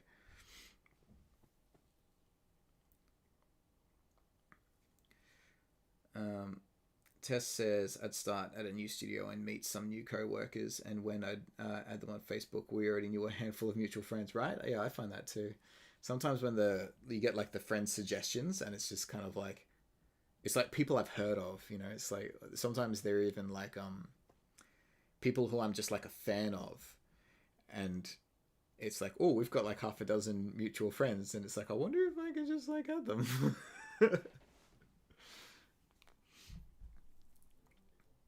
It's what makes this sort of community really good as well, because like you get a broad range. Like it's just as interesting talking to those who are just starting out, like the hobbyists and the aspiring, those who are like just in school, and then those who are like your heroes, and then you can even go beyond that, and you've got the people who from like there's like a few interesting generational gaps as well, because you've got the people who are like sort of like immediately before us, then like the early Flash days, who like would have learnt on like Shockwave. There's the people who are working on like paper animation while the digital age came to be, and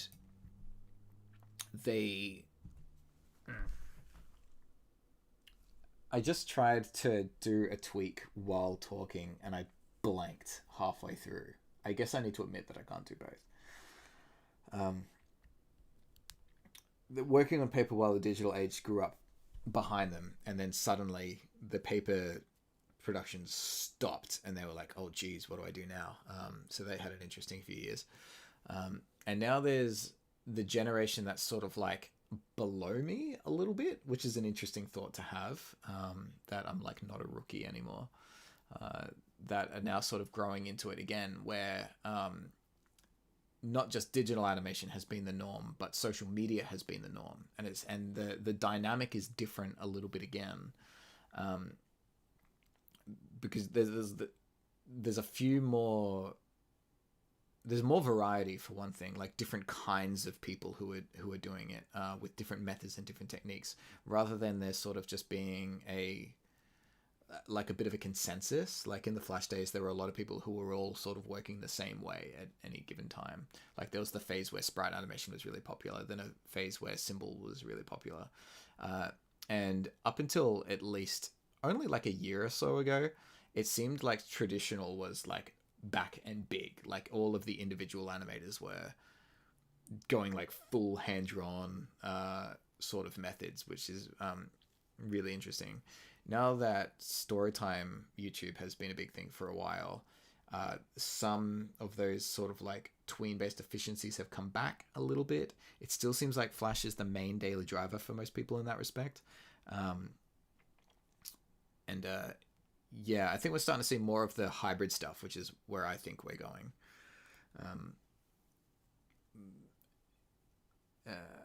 Sorry, I put myself onto a dumb tangent. No one even asked about that. Just determined to complete this damn thought. Okay.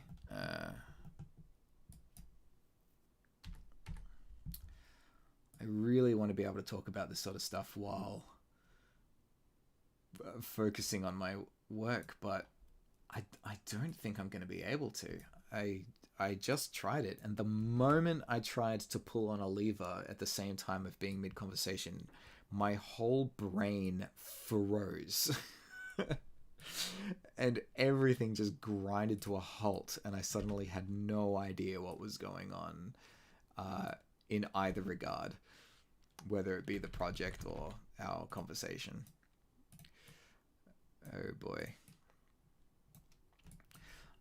In an ideal world, what I'd really like to do with streams like these is to have like segments, almost like some sort of variety show, and be like, okay, now is project time. I am working on this now, everybody, and I will not be interrupted. And then do a deliberate section where it's like, okay, now I'm going to do all the harmony demos. Let's do a whole bunch of stuff. But whenever I've tried that sort of stuff in the past, it's just a little bit too rigid because, you know, a lot of viewers are coming and going.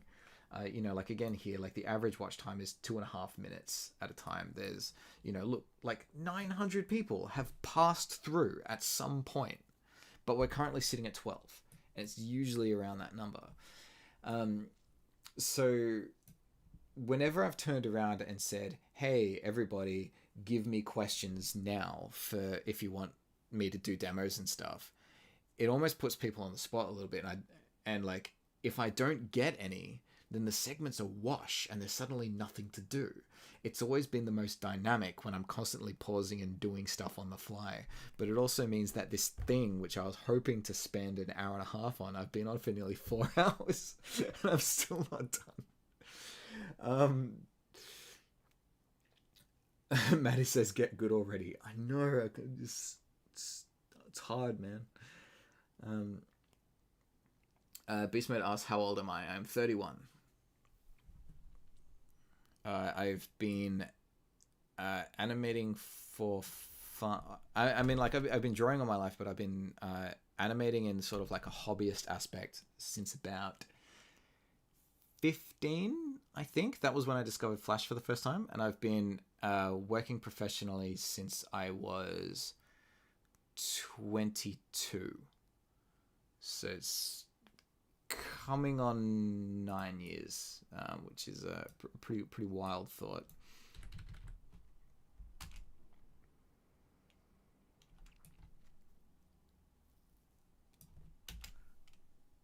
When it comes to that final stop, it's really dead, isn't it?